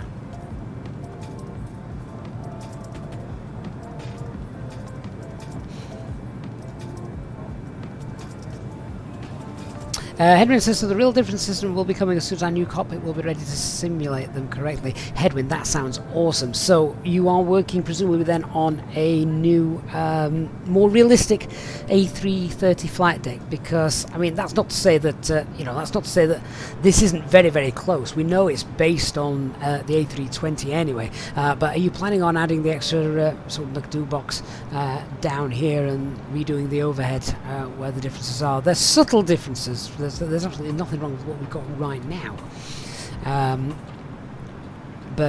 Yeah, if you're planning on going sort of full length with all of that's going to be really great to see when that comes out. Right, let's just have a look at these messages. We should probably check those out. So Leon is fine. Paris is fine. Gusting 20 knots at Paris. Luxembourg also fine. And Frankfurt is fine as well. Anthony, do you think there'll be a decent Dreamliner at some point? Well, obviously, hang on, something's just caught my attention on the TCAS. Obviously, Azobo have said they're going to be updating all the systems, aren't they, for the Dreamliner? So we'll have to see how that is. I'm presuming that aircraft there isn't one of those that is going in the same direction as us. I do love these little aircraft symbols on TCAS. I think that's a great little addition. Oliver says, looks like we'll be crossing the pond this weekend thanks to Headwind simulations. I can certainly say that it worked absolutely fine for me. NoLX2411, yeah, so down the working with working title, aren't they, for the avionics update? And of course the beta version is out, just as Flop says there.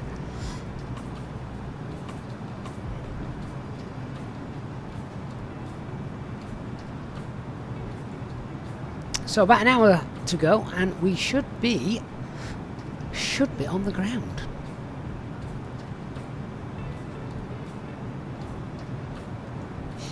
Get rid of that. Don't need that anymore.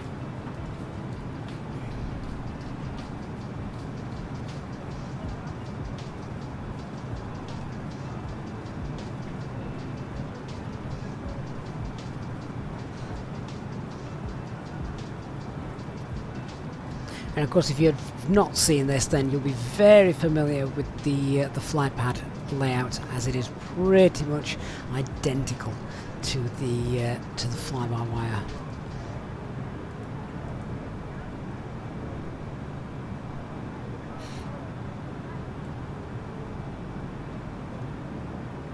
So the latest information I've got there, is that the latest METAR? I never know how often these update and whether they update automatically or not. So that one's half an hour old. That one is about 40 minutes old.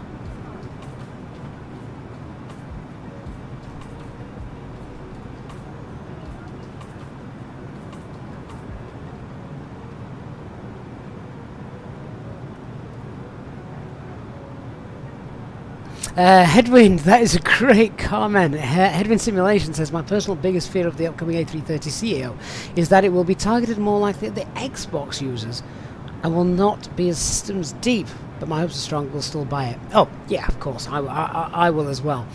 And I think, I don't even know how, and this is not to take anything away from Xbox users, because I know Xbox users can quite happily enjoy Microsoft Flight Simulator. I mean, I don't have Flight Simulator for Xbox, but I've got an Xbox upstairs. I could get it, and I would be quite happy sat flying around the virtual world in VFR, just mucking about with my son and that kind of thing. So I think it definitely has its place. But when you're wanting to fly sort of high fidelity airliners with all the in-depth systems like we've seen with the Phoenix aircraft, PMDG, I just don't understand how they can make that work on Xbox. So OGOG, this plane at the moment, no plans for this to come to Xbox. No, pretty much the same as the fly-by-wire A320NX.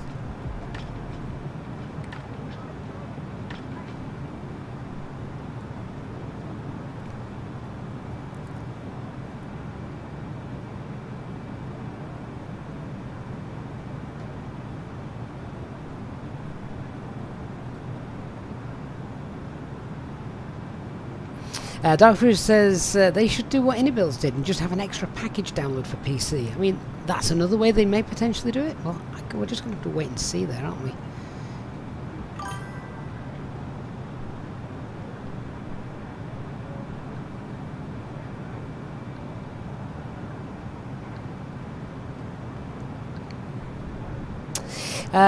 Is there a Hamburg, what's it called?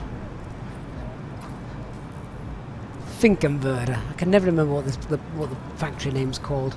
Is there a Finkenwerder scenery available? Not any really good ones that I'm aware of. There was for FSX, but I've not found any for Microsoft Flight Simulator.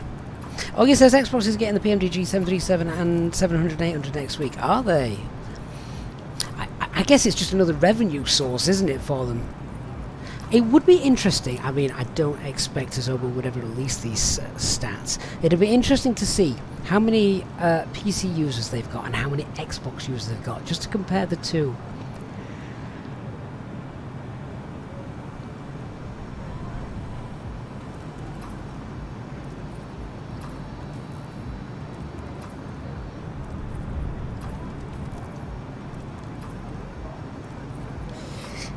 Right, we'll do a fuel check as well because we've not done that.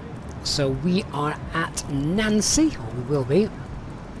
So we'll have a look, see how much fuel we took. We took 26, which is about 5.5 tons extra on our plug fuel plus the contingency.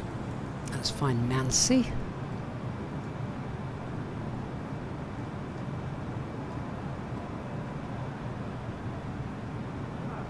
Where is it? How long have we been flying? 54 minutes. So back a bit. There it is. So 30 and a half. So we should have 80. You should have about 19 tons of fuel on board. What have we got? Oh, just under. Just under. All right. Fair enough. Talvin, mate, thank you so much for your kind donation, and also asks the question, how do you get the TCAS aircrafts on the display? So I just turned TCAS on, which is down here, so we've got TCAS turned to TARA just there, and because we're at our cruising altitude, we've set the TCAS targeting to below. Now, obviously on both Phoenix and the fly-by-wire aircraft, you don't get little aircraft icons. That is almost unique to the Headwind A330 at the moment in Microsoft Flight Simulator. I don't know if there are any other aircraft that display the TCAS images like this. Obviously in the Phoenix aircraft and the A320X, they're just like little diamonds, aren't they? But yeah, here in the A330, they're little images. It's like watching Flight Radar 24.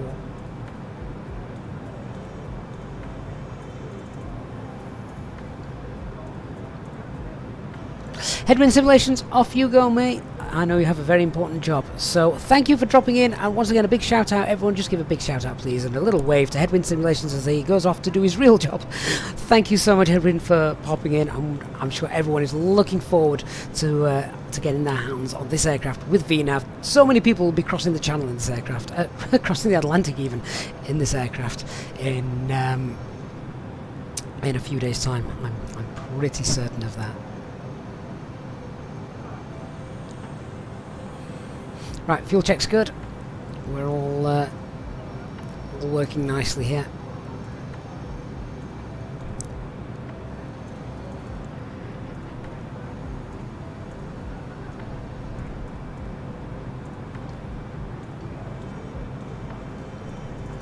Keeping an eye on our time and our top of descent. We'll brief our arrival then.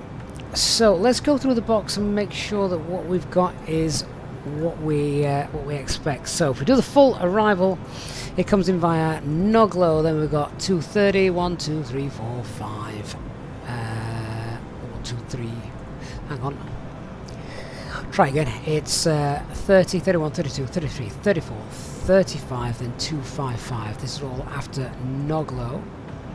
I also should say as well, this aircraft can perform holds, as we have seen, as we saw on our long-haul flight to Nairobi at the start of the week. So if you are flying this on the VATSIM network and there's traffic and you need to do holds, it's absolutely fine. Look at this little updated system as well. Now, see how at HI 255 you've got a little arrow just here. What does that mean? It's really, really technical. It's not. It's telling you that at 255 it's going to be a right-hand turn onto finals. So that is all it means. Don't worry too much about it if you see that. So it's just a little right-hand turn there. This is quite a new box, flight management guidance computer-wise. Older boxes in Airbus don't have that. So yeah, this is just a new one. That's nice to see. So yeah, all of that is all of that's there, and fine. So let's start prepping for the arrival. So we've got the Hamburg VOR, which is a little bit further away, obviously nearer to Hamburg Airport, really. ILS DME from runway 23 is 108.5. We can pop that in here if we want. Don't need it. That's now tuned. We'll just pop that in the Hamburg VOR on number 2. 300 miles away. Ben, you notice that sort of arrow on the A320X? Yeah, so the systems are obviously they're both working to the similar specs. So that's basically all that arrow means. It's literally a direction arrow. Christian says Fin Converter Tower is now also online as well with a little bit of Langdon radar. Are we going to get some ATC coming in? That would be a fantastic way to finish the flight. We may just need to ask it if we can fly a full procedure. Just because we are a test flight, we want to check that VNAV. So I don't want... If we're in heading mode, then VNAV's not going to work. Managed descent doesn't work, does it, in heading mode? So ideally it'd be nice to fly into nav mode for as long as possible. Bear in mind the tower doesn't actually dictate that to us. I don't know if Langdon radar will control Fin Converter. I'm not sure if they do or not.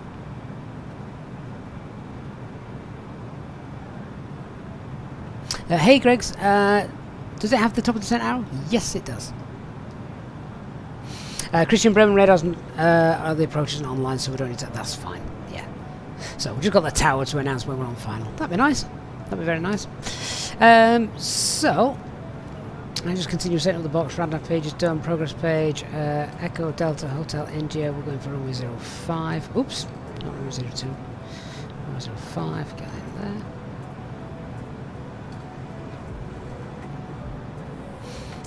Let's fill in the box with some information.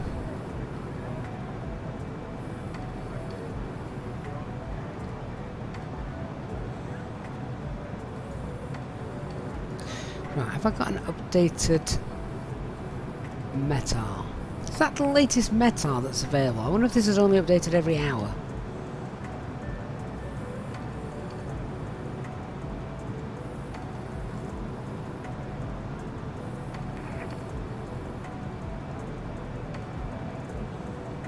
Hey Blackburn, is the overhead panel going to be having an update in the future? Yeah, Headwind have confirmed that they are going to be looking at stocking this aircraft with a proper, more realistic A330 flight deck. I mean, it's not entirely realistic at the moment. It's based on the A320 anyway, so that's certainly good enough for now. Hey Neil Brock, hope you're well. Swiss Pilot, how do you calculate V1, V2, etc. for the PMDG? Absolutely no idea. Alberto, is there a bit of turbulence or is it just an issue with the... In fact, do you know what I think it is? I think it's FS Realistic that's just added to that. I've not tweaked an FS Realistic setting for this. So, yeah, it's just It's just FS Realistic that's causing that, not the aircraft. I could probably turn that off, to be honest. Why is it making you feel a bit seasick? Lufthansa 475, yeah, coming out on Sunday. All being well, that is the plan. Right, if that's the latest information I've got, we'll go with it. So 080 at 6.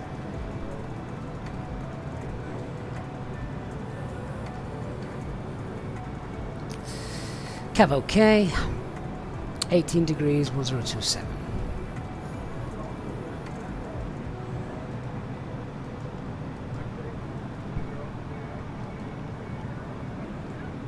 So with that,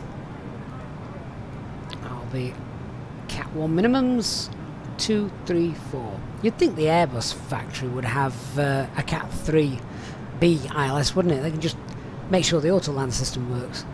They probably do that at Toulouse, to be fair, but just saying. Runway visual range, yeah, above 550, that's no problem. And this is also a Cat C aircraft, so 2, 3, 4 are the minimums. Hey Yardy, how are you doing, my friend? Hope you are well. Good to see you.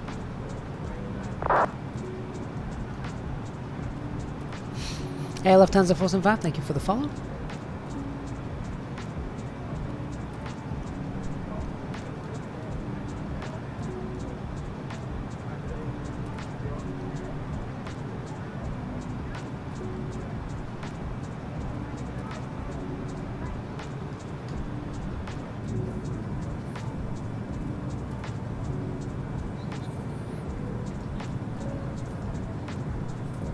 Ladies and gentlemen, our cabin crew will be around shortly to commence our hot meal and snack service. Please ensure that your tray tables are in the downward position. To assist our cabin crew, please keep the aisles free of bags and any other items you may have. The food and snacks menu can be found in the back pocket of the seat in front of you. There is also a children's selection of food and healthy snacks available. Please dispose of any rubbish you may have in the bag provided at the ends of the aisles. We accept payment in cash or credit and debit cards. Thank you for your support of this channel.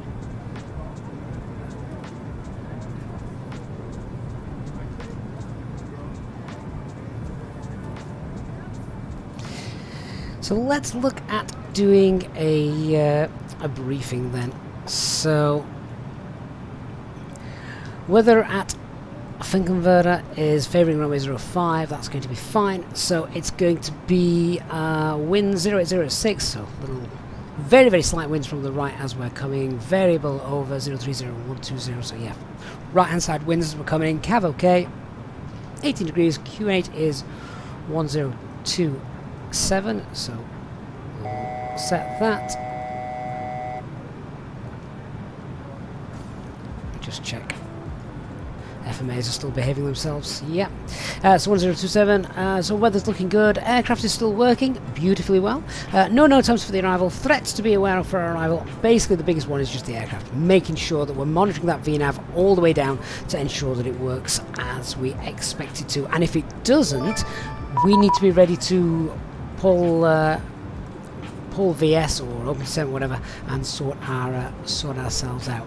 Right, we have got Langdon radar on board. Just interrupting my little brief, but let's contact them and then we'll crack on with it. 13565.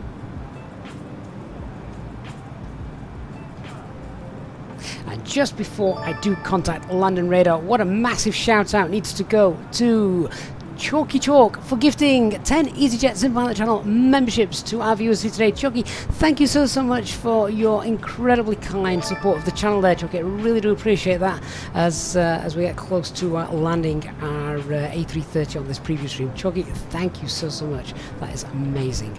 Thank you for the support you've given us. Right, let me contact Langdon then. 13565. Langdon Radar, good afternoon. Headwind 330, flight level 380, and we are inbound Ibiza. Headwind 330, Langdon, hello, Squawk 1000. Squawk 1000, Headwind 330.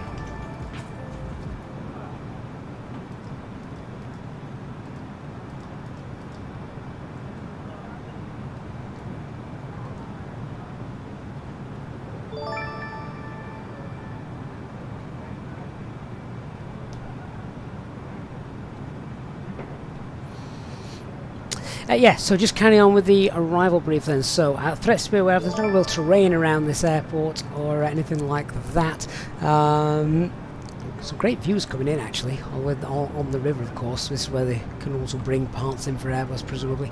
But yeah, nothing nothing too much in terms of terrain threats or anything like that.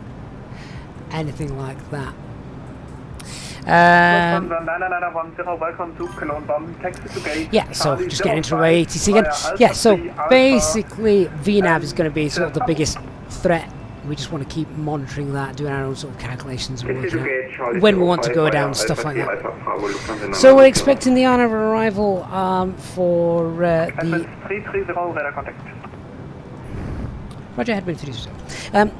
So yeah, so we're expecting the ILS arrival for runway 05 via the RNAV transition from Noglo. Way I will look to configure the aircraft is we're basically sort of green dot as we're on the long downwind, flaps 1 on base and then flaps 2 with the glide slope, exactly the same as I do with the A320. It's a normal ILS approach type.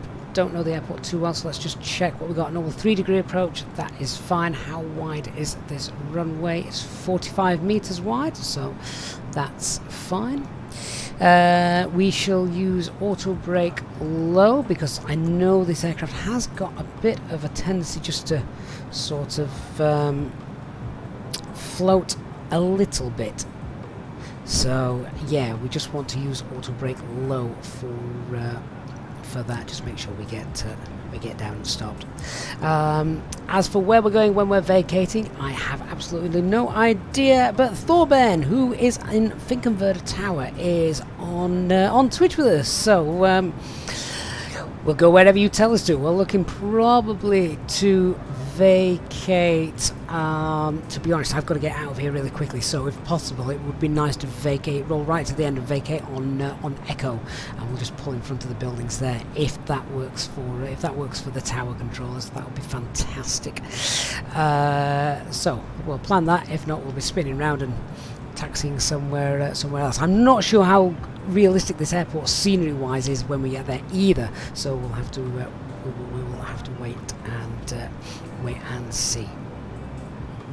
Let's just quickly brief the go around as well if we need to. So straight out, and then after 3.7 miles ILS DME, it's a right-hand turn direct to the Hamburg VOR.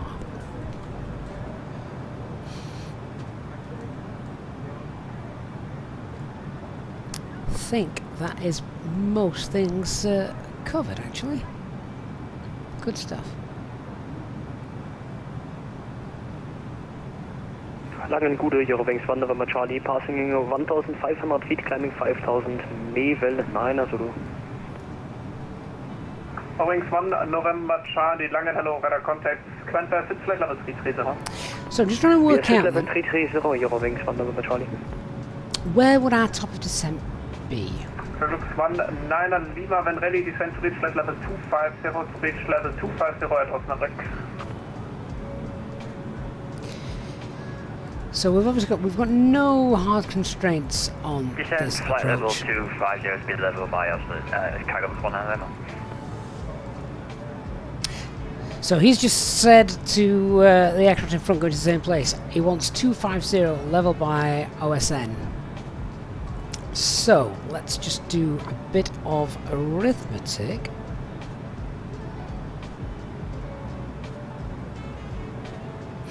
And we'll work that out. Thorben on Twitch, who is the tower controller, says if we wish, E wouldn't be a problem, but there should not be enough space for the 339. Oh, in real life, the 339 will backtrack at the end of the runway. Vacate via Golf, taxi to apron 2. Okay. Let's have a look. So we'll backtrack, then take Golf to apron 2. If time permits, we will absolutely do that and keep it real.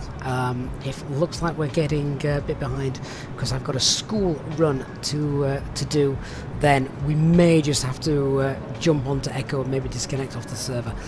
But I will, to all intents and purposes, try to get down, turn round, and then we'll we'll vacate via Golf and get on to apron 2. We're obviously not going to get off to Golf as soon as we've landed. That's not going to work. So, Thorben, we will we'll have a look what the time is when we get there, and then we'll make that request. But thank you for that. Great to have you on the stream. So you wanted 250 at OSN. Let's just have a quick look then. So we are currently at what? We're currently at 38,000 feet. We'd need to lose 13,000 feet. 13 multiplied by 3 is 39. So probably about 40 miles away from OSN. So what we can do then is if we go to our fixes page, pop in OSN. 40 miles, pop that in there. So that is a potential top of descent point. Now we can see then there's probably a distance of around 20, maybe about 30 miles between the two. Now bearing in mind,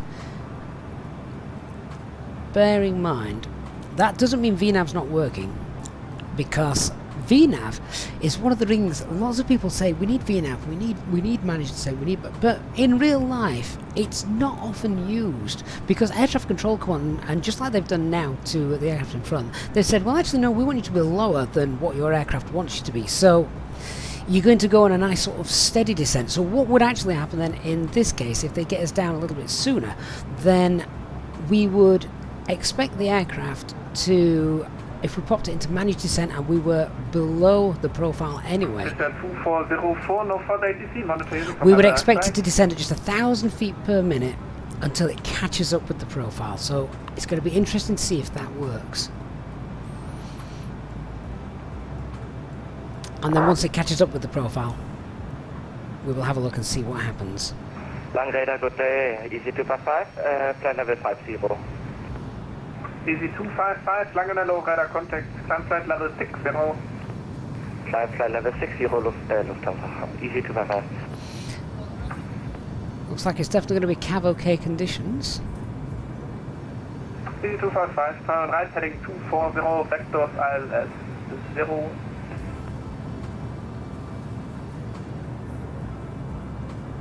HD just correcting us a little bit there. So the Vnav is used all the time in real life differences. We often have to deviate from the published constraints. Fair point. I also guess when ready, descend to reach flight level 250, to reach flight level 250 at Oscar off Hamburg. Headwind 330, just confirm 250 and be leveled by which waypoint? Osnabrück, Oscar Sierra November. Oscar Sierra November, level 250. Thank you, Headwind 330. Yeah, and the other thing as well is sort of when you're very close to getting down on the glide slope, then I suppose you'd use VS once you were below it rather than keeping managed. Right, let's have a look at this. So he wants 250 by Oscar Sierra November. Let's pop in 250 here. That would be a descent. Look at that. Top of descent reached, it's telling us now. So let's see how it does this. Quality 4 kilo X-ray information, X-ray current, startup approved, clears to so I'm just going to, I'm popping this in descent. I wouldn't normally, I'd pull open descent for this because of the fact we are allegedly high now according to the profile. Personally I don't think we are, because this is why we did this a moment ago. This is where we would normally expect to start that 3-degree descent, but we've now got thrust idle, descent, and if I just pop the constraints on there, we're targeting 250. We've got 250 blue at OSN.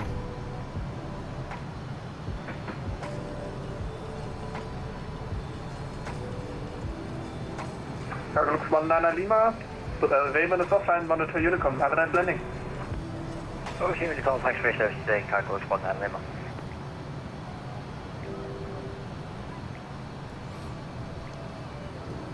So it's also worth having a look now if we go have a look. So we've not actually got a VDEV shown in the progress page. Quality 4 Kilo X-ray, we are facing south and ready for taxi. Quality 4 Kilo X-ray, Roger, taxi to holding point runway 24 via Tango, Delta, Alpha 3, hold short of runway 1 for left. Holding point runway 24 via Tango, Delta, Alpha 3, hold short 1 for left, quality 4 Kilo. Long radar, very good afternoon, Speedbird 983, flight 380 inbound Opmac. Speedbird 983, long and over, contact. EV255, Mount Charlie indicates 5,700 feet, confirm altimeter standard. So what are we? We're 40 miles away at the moment from OSN, and we've got EV255, can you repeat please? less than 10,000 to go. Right, you can see now, look, it's winding this up because 5,600 feet, confirm altimeter standard. it really is diving us down. You can see where it's telling us we're going to level off. We actually want to see that little level off arrow here, Oscar Sierra November. Let's see how well it does with this. We don't have the speed gates shown just yet, so that's something that perhaps still needs adding.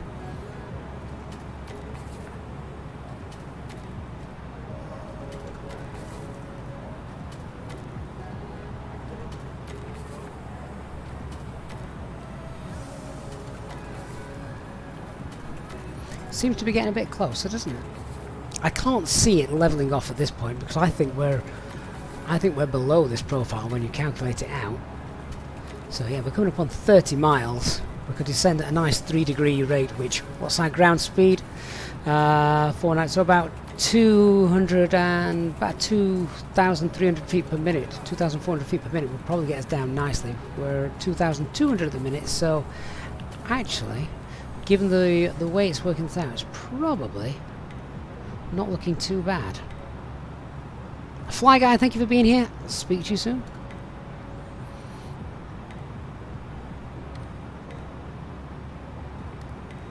So here we can see, hopefully, how it's looking to work. It's now just shallowed off that rate of descent, look.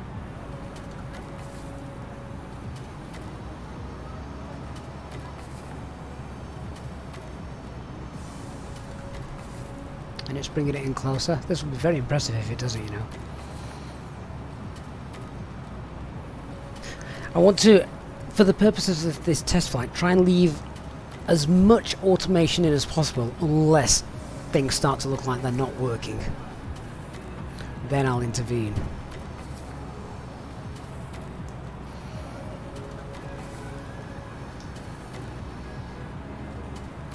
Anthony, no, we don't have the speed gates because it's not being added just yet. But we told it we wanted 250 at OSN, and you know, it doesn't look like it's doing a bad job, to be fair. I still think we're going to get there too soon, to be honest. I think we're going to get down before OSN. Then after 330 you will leave my airspace, so it's up to you, but I will amend it in your flight plan. Thank you very much. Callie Simmer says, good early morning from way across the pond. Been enjoying the streams, and this is the first time catching a live one. Fantastic, Callie Simmer. You're catching a good one, that's for sure. Easy 255, Roger, after touch and go, follow missed approach, ILS 07. After touch and go, follow, kannst du das nochmal wiederholen, bitte? Okay, so yeah, it's getting us down perhaps a bit too soon, but at least it's not missing it.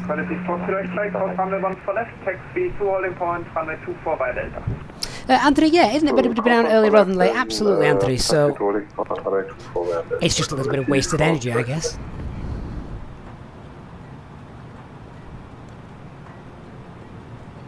Thank you. I hope you enjoy your trip. And speed alt star.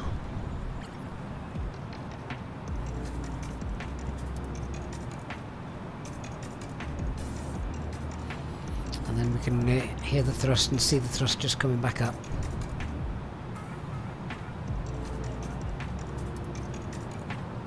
So, I mean, you know, this is still very early stages of Vnav as they're refining it, and it's got us down 7 miles early with the constraint that we put in there. I'll take that. Now, interestingly enough, it's gone into alt cruise. I don't know what the sort of latest logic is on that. From my understanding, it would normally just go into alt, but it has inserted the new cruise flight level there in the box when we set that on the FCU and selected that we were going for a descent. So, I don't know. Maybe newer software does do that, keep the ride a bit smoother.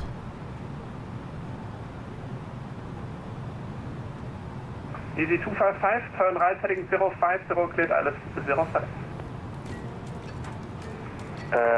Turn right heading 05. 0 and cleared ILS runway 07. Easy to pass. Headwind 330, drehen wir uns offline, Bonne für Unicom, bye bye. Over to Unicom, thank you for the service, Headwind 330, bye bye.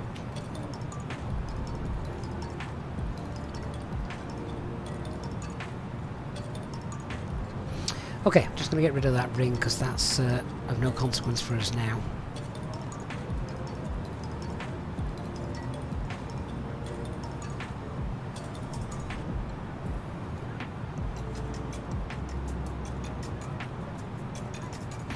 Anthony, how's that holding at holding the descent speed constraints? Well, have we? I'm not sure. Have we got any on our? I think we've got one on our approach today, which, as I say, I want to try and leave as much automation in as possible. Yeah, there we go. So at 2:30, there's a speed constraint there of 220. So with VNAV in there, my plan will be to leave it in manage speed, manage descent, fly this RNAV arrival. I am going to have enough time to do that, which I'm glad I do. I didn't want to sort of do a direct. I wanted the aircraft to see how well it was going to follow all of this procedure. So we will find out together as we go. Nolex, get your cat off the keyboard.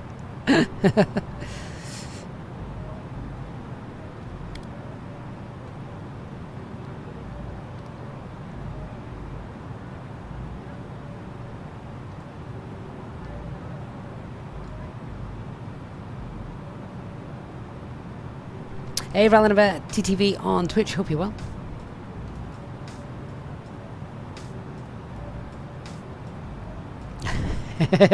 Mod HD's timing your cat out, Dan.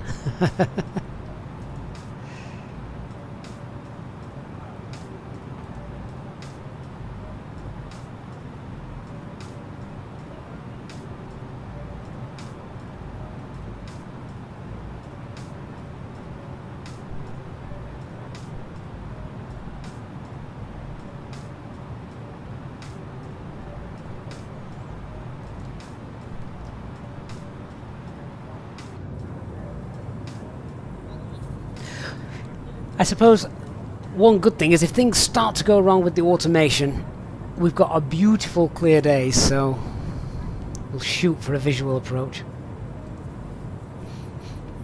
I'm sure we won't need to do that though. Ladies and gentlemen, take advantage today of some fantastic savings and offers from our in-flight magazine. This can be found in the back pocket of the seat in front of you. These shopping ideas and gifts offer you tax-free savings with many items not available anywhere else and exclusive to you during your flight today. Our cabin crew will be around shortly to also offer you the chance to purchase airline lottery tickets. There is a chance to win some fantastic prizes, including cash. Yeah, we're raffling off a new A330. Accept payment in cash or credit and debit cards. Thank you for your support of this channel.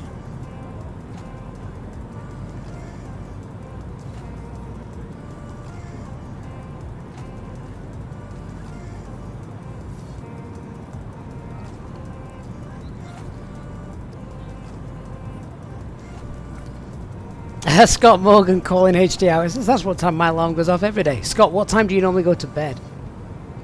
See, everyone's different. I am a night owl. I could quite happily stay up till, you know, midnight, 1 AM, just chilled out watching TV or reading or whatever. My wife is the complete opposite. She'd be in bed asleep by 10 PM every night if I let her. But we usually end up staying up watching TV and that. And chatting peacefully once the kids are all in bed.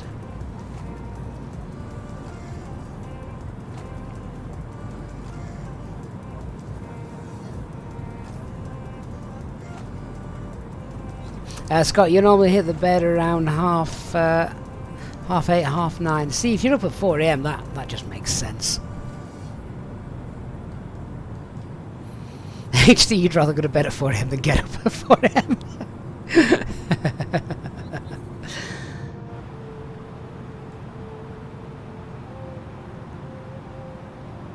Right, so we've got top of descent arrow in about 20 miles or so. We'll pop that down to about 7,000 feet and then we'll go. Do any dark pre-release yet? So this should be available on Sunday for anybody who wants the version of the Headwind A330 with working Vnav.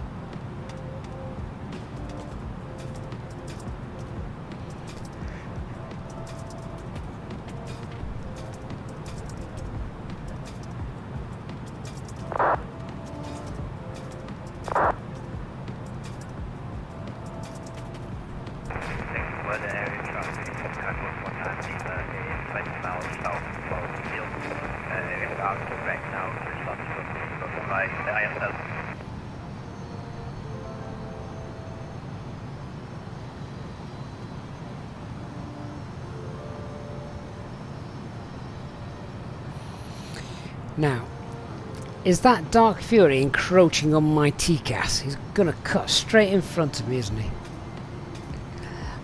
I'll tell him what I can do. Dark, if that is you, then if you wanted to go direct to finals and get yourself in, I'll fly the full thing to test the aircraft. Anthony, will we be able to just set an altitude and let it do its thing? That's the plan, as much as I can let it do that, Anthony, yeah. Dark, so that's not you. Oh, okay. No, X2111 says, yeah, that's probably not the only thing he's going to be cutting.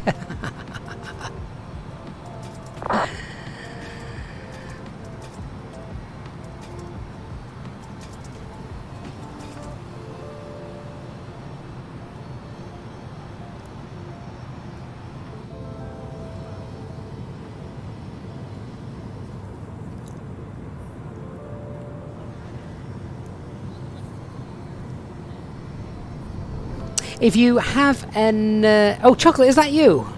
Right, Chocolate, yeah, go direct finals, mate, and I'll take the long route. So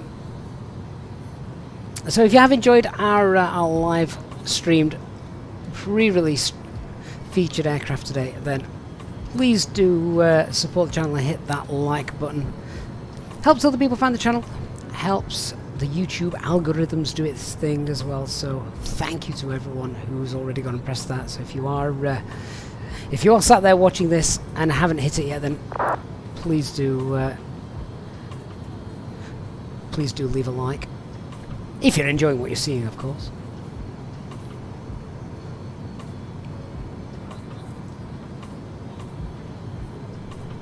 Brian Gaming, yeah, I said this should be releasing on Sunday. All being well. Woodcut, what's the shortest scheduled route by an A330? Probably something like a Condor flight from Germany to Palma or Ibiza, somewhere like that. Or maybe even the UK.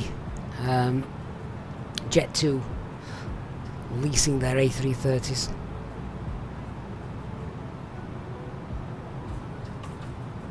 Scott, no problem, mate. Thank you for being here, and as always for your support. Cheers, Scott. Speak to you soon.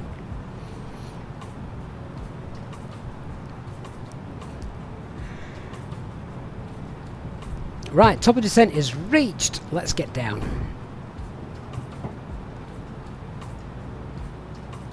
So thrust handle, descent, and 70 blue. Choker, does the A330 have a model cabin? No, it doesn't.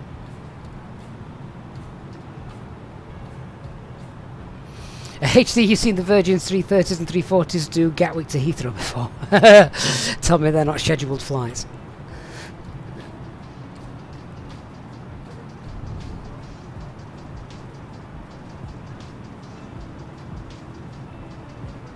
Right, now look, actually now we're in sort of the descent mode. Descent phase rather. Now we've got the speed gates.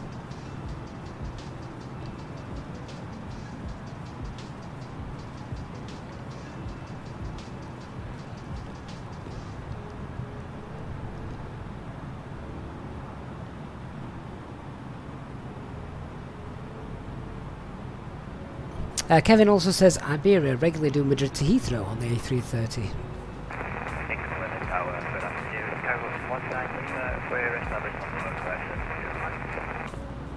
You're on Unicom.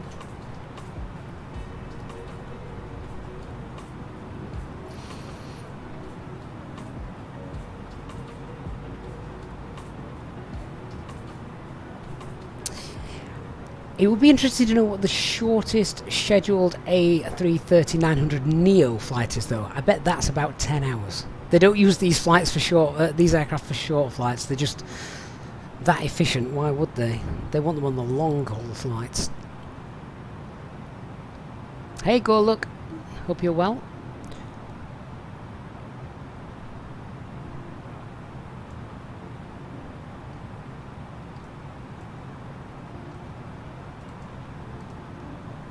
Right, yeah, okay, so basically before when we went down to flight level 250, it didn't class that as being in our descent phase. We've now activated the descent phase. Now we've got VDEV, now we've got speed gates, and look at that, it's holding us at the top because we're high. Only 800 feet, 700 feet, we can see it's probably starting to bring that in line, so that's good.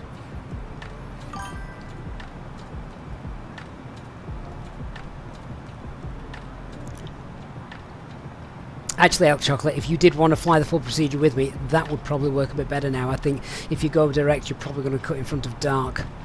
So full procedure would be perhaps better.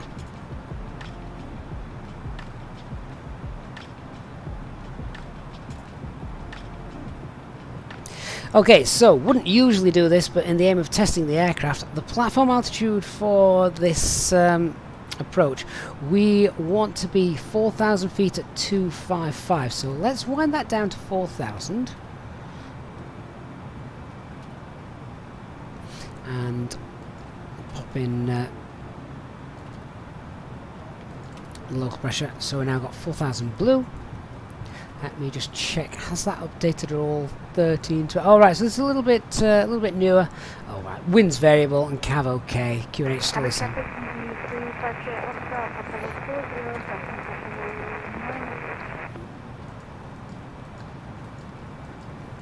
Was it at 6 knots?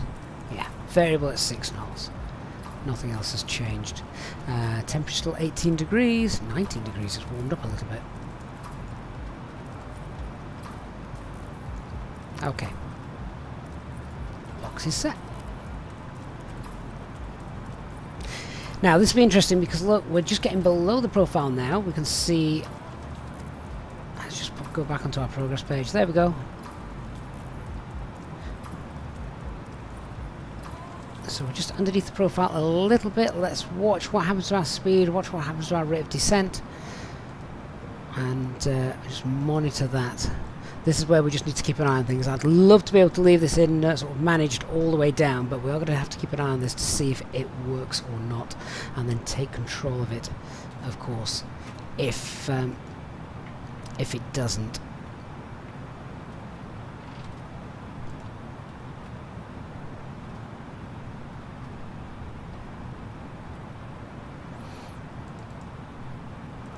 Ladies and gentlemen, you'll be relieved to know we are about to land. Please make sure you are seated with your belts fastened and your trays in the upright position. Please turn off all electronic devices until after landing. Thank you. Okay, so here comes our left turn. Fin converter traffic, Headwind 330 is beginning the Noglo RNAV approach for ILS runway 05. Currently passing flight level 140 in the descent. Hi, Gavin. Hello. Right. Oh, bit of a stutter there. We'll pop the anti-ice on as we go through these. Get our seatbelt signs on.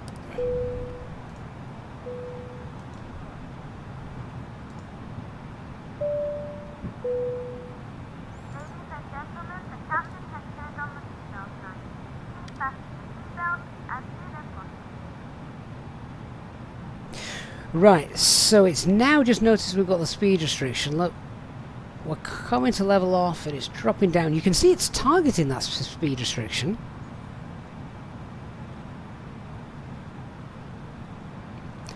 Got an aircraft 7,000 feet. Is that 7,000 feet below us? Is he just perhaps maybe taken off from Hamburg?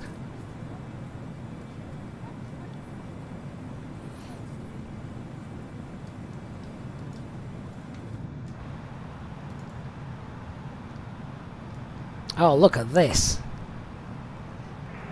Just watching you live right now, Gavin. Just did it go around because there's so much wind. Fingers crossed we don't have that issue. Right, so look at that. It has targeted that 220 and it's worked. So yeah, that aircraft that's just there, it's 8,000 feet beneath us.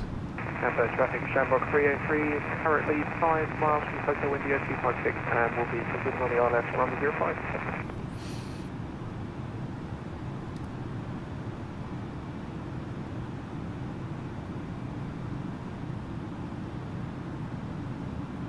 So now it's going to hold that speed constraint. We might as well then have a look. Getting ourselves set up for the... might as well fly green dot rather than chuntering away at 220. There's not that much difference between the two, so we'll activate that approach phase.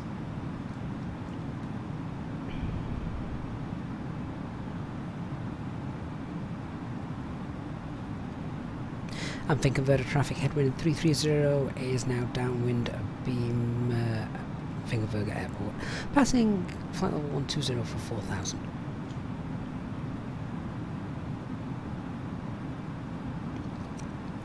Smith, will you still think we're too high? I'm not so sure. Let's have a look at our track mileage. It's looking pretty good to me. Hamburg traffic is the 350 Oscar, heading 220 downwind runway 05 and maintaining 180 knots. I think the aircraft that's just called, who's just behind us, we may get a bit of a TCAS infringement as we're pretty much on the way down. Almost very similar to you.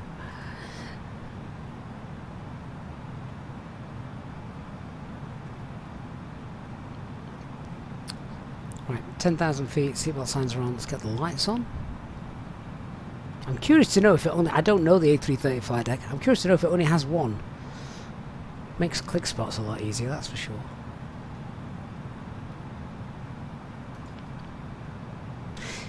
India Hotel Fox Echo identified. Hello traffic, Hamburg 383 is passing overhead Erlek, currently 10 miles from runway 05. Right, 12325. Oh, I can't wind the comms all the way around. Okay. 12325. Get ready to call out on tower.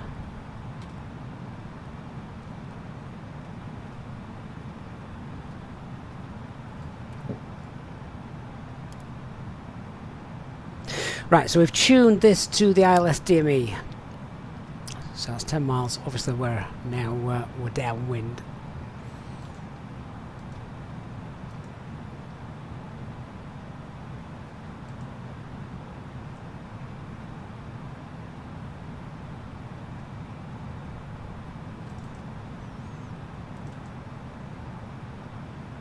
Ladies and gentlemen, you'll be relieved to know we are about to land. Please make sure you are seated with your belts fastened and your trays in the upright position. Please turn off all electronic devices until after landing. Thank you. So it's telling me I'm just bringing ourselves onto the profile. Let's just jump forward actually. I mean, it's not a million miles away. It's looking like it's holding pretty good here. We're a green dot, so we'll start configuring in a moment.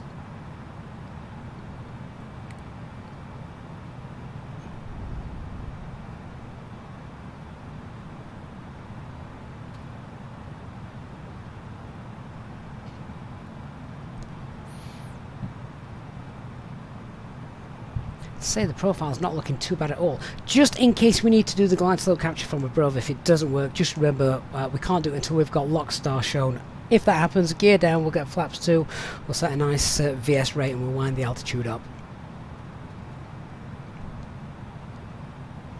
So flaps 1, speeds checked, flaps 1.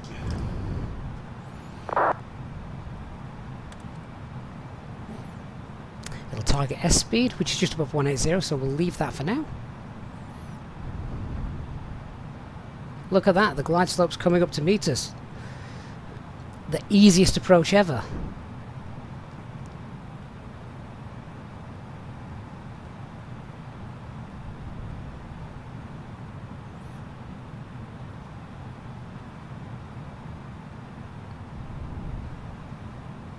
We wanted to test out Vnav and I wanted to hold it and use managed mode as much as possible. This is doing very, very well.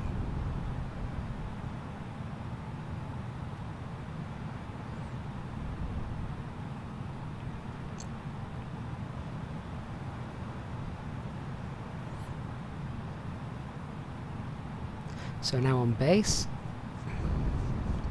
we'll make a call that will be establishing at about 18 miles out. Hey Vonta, that's a good shout. We can get rid of anti-ice, don't need that. I've spent too much time watching the watching these.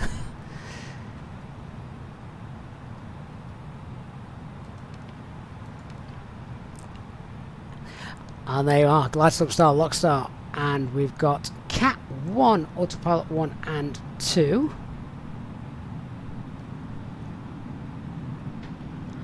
Okay, that's interesting. We've not got Cat 3 dual. Glide slopes captured. Missed approach. Altitude's 4,000 feet. Now, let's see how well this goes down. And see what happens to the speed. Just looks like that's increasing. Let's get flaps 2 out.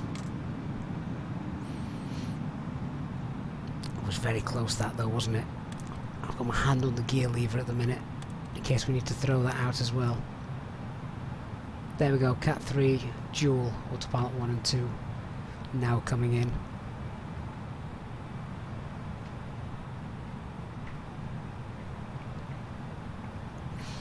I'm going to need to get the gear down early, I think, looking at this. Just needs a bit of help slowing down. HD, you called that. They said they don't like to go down and slow down, so maybe an early gear out. Think of a tower. Good afternoon. Headwind 330 established runway 0515 miles. Headwind 330 Hamburg, Finken Weather Tower, good afternoon. Wind variable 6 knots, number 1. Roger, Headwind 330. Speed's starting to bleed off a little bit now. I'm not worried too much just yet, as we're still 14 miles out.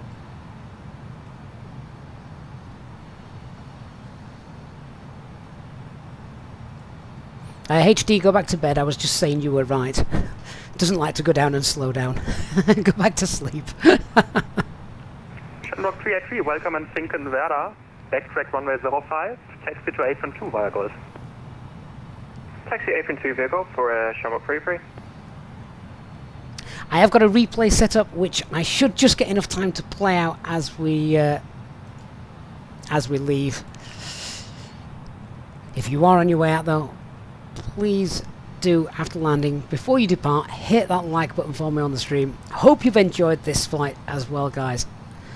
In terms of Vnav, to say it is still being refined, I think that was a mightily impressive effort.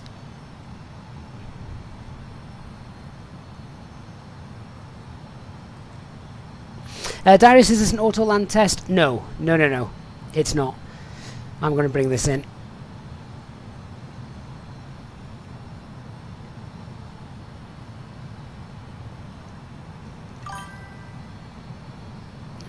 Will TV, thank you for the follow.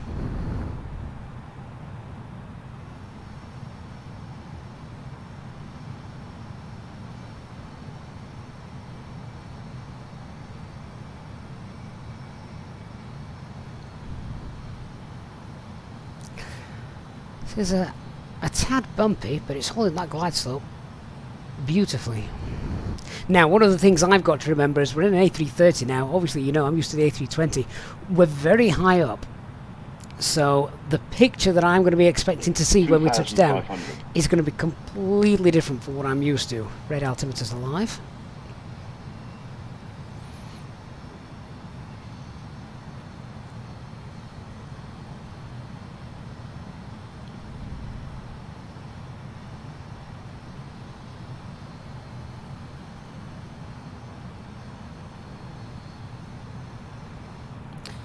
Okay, so Hamburg Tower, easy 7 350 miles. Oscar, hello again, established Let's ILS 03. get the gear down. Easy 350 Oscar, Hamburg, Finkenwerder Tower, hello. Wind check 090 degrees, 7 knots, number 2. So down goes the Number gear. 2, easy 350 Oscar.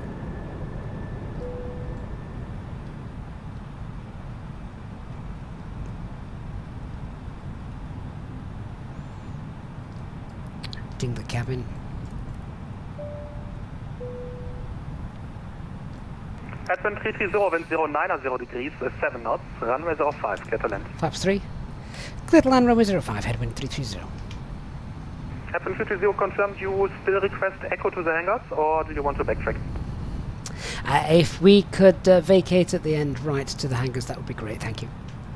Roger, expect so. So we'll vacate at Echo right at the end. Okay, let's get fully configured. Flaps full.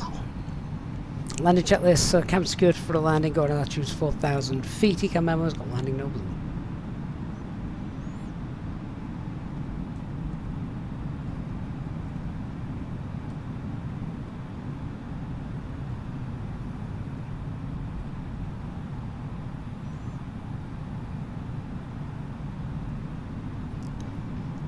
Well, do you know what? It doesn't matter if the landing is absolutely pants. We were testing Vnav and that was spot on. 1,000 feet.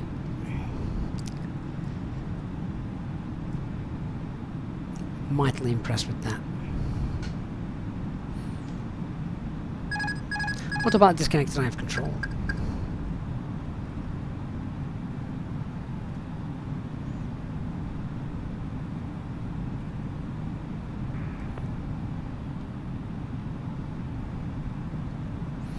The aircraft is actually holding nice and steady here. I'm not having to do too much.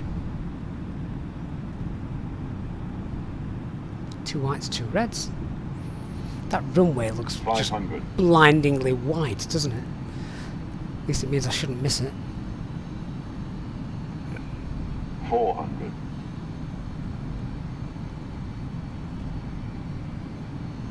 300. 100 above. Let's get back on that centre line a little bit. The wind's become more of a headwind. 200. Minimum.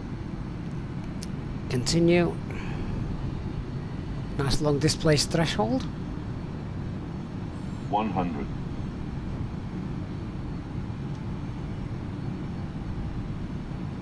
50. 40. 30. 20. Retard. 10. 5.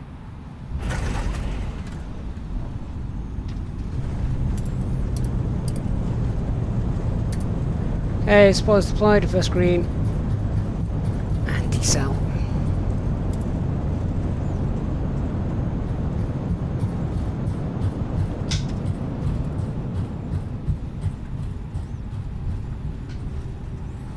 I think the landing camera shake there might have been overdone just a tad. Manual brakes.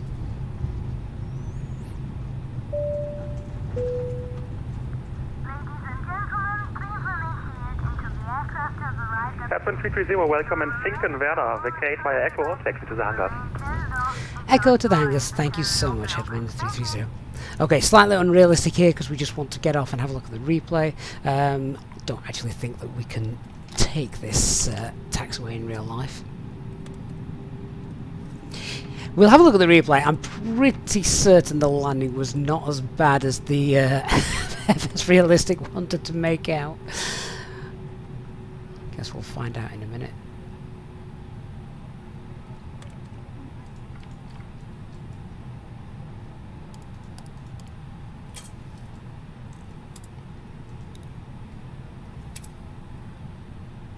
So as I say, I'm going to show the replay. If you are on your way out though, please do show your support. If you could just leave a like as you depart, Easy 350 Oscar, wind 090 degrees, 7 knots, runway 05. Be incredibly grateful if you could. Clear to land, runway 05, easy 350 Oscar.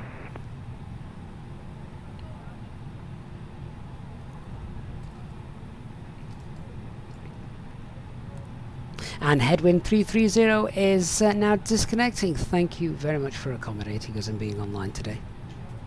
Headwind 330, welcome and Finkenwerder, and thanks for flying. Have a great day.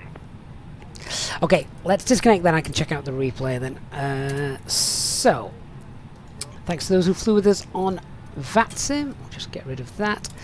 Let's get rid of self-loading cargo. Just check parking brakes are not on before we do this. Let's turn those off, otherwise we're going to get some extra alarms for the replay. We'll stop that replay and we'll have a quick look.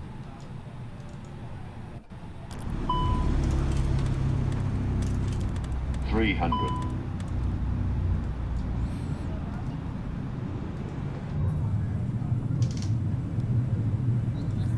Scenery needs to quickly load in, doesn't it?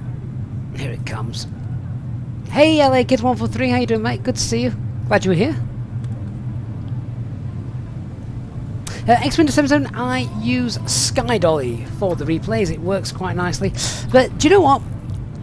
Now it's over to you guys. You saw the stream, you saw the landing, you saw how it basically we just used all of the automation all the way down. What did you think?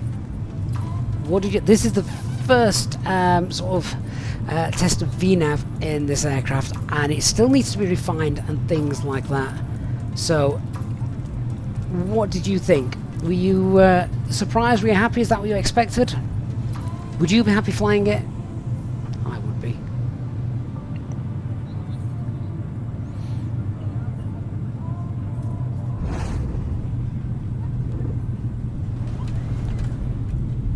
I've got no idea why the crunch came. That landing looks superb. If I do say so myself, I'll take that.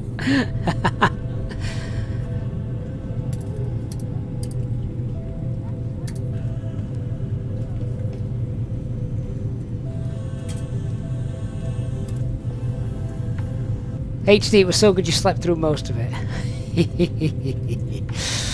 Go on, we're going to check out that replay just from the other side as that comes in. We need a good payware or a very, very good freeware airport for this airport.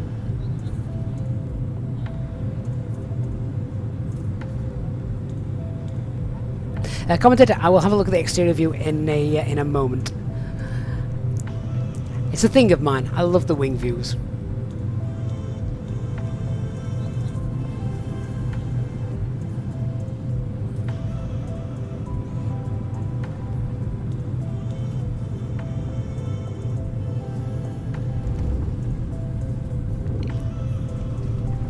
Thought we actually brought her in quite nice there. Remember, about 300 feet per minute in an aircraft this size is probably going to feel quite, you know, quite nice.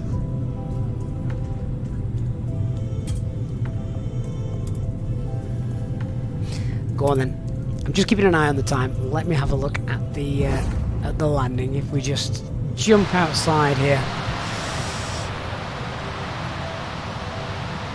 disconnect that. Have a little look.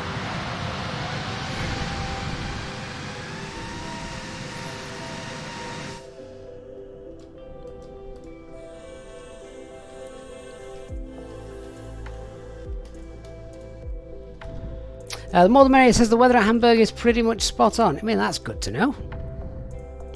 So remember, this version of the aircraft will release, fingers crossed, the plan is to release this on Sunday via the Headwind installer. So if you've enjoyed what you've seen here, wait until then and yeah, take this aircraft out for some test flights yourself.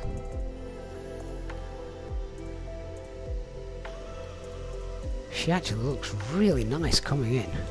Very nice coming in.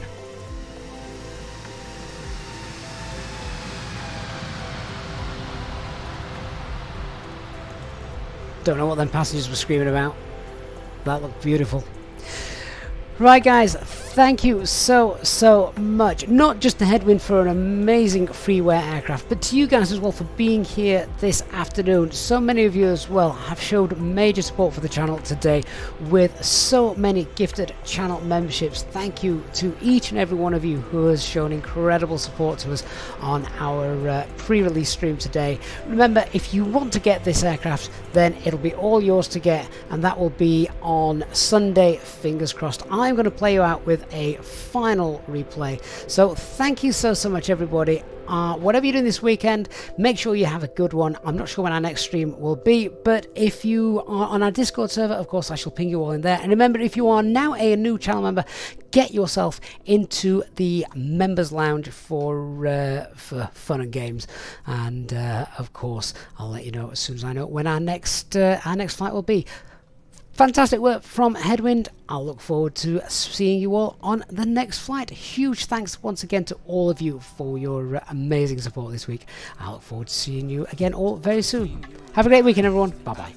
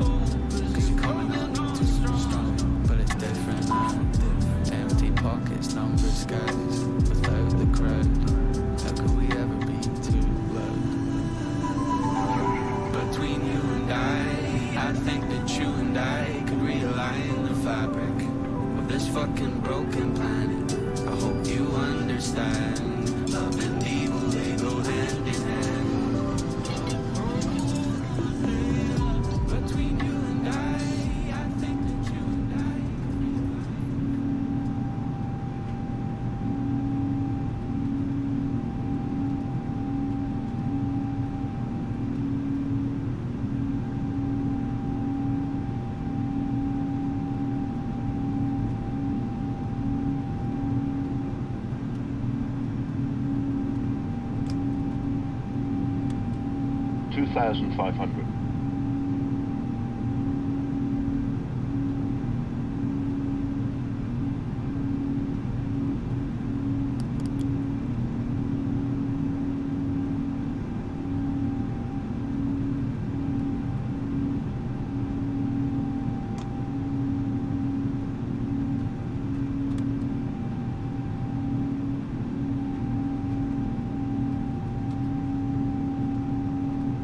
$1,000.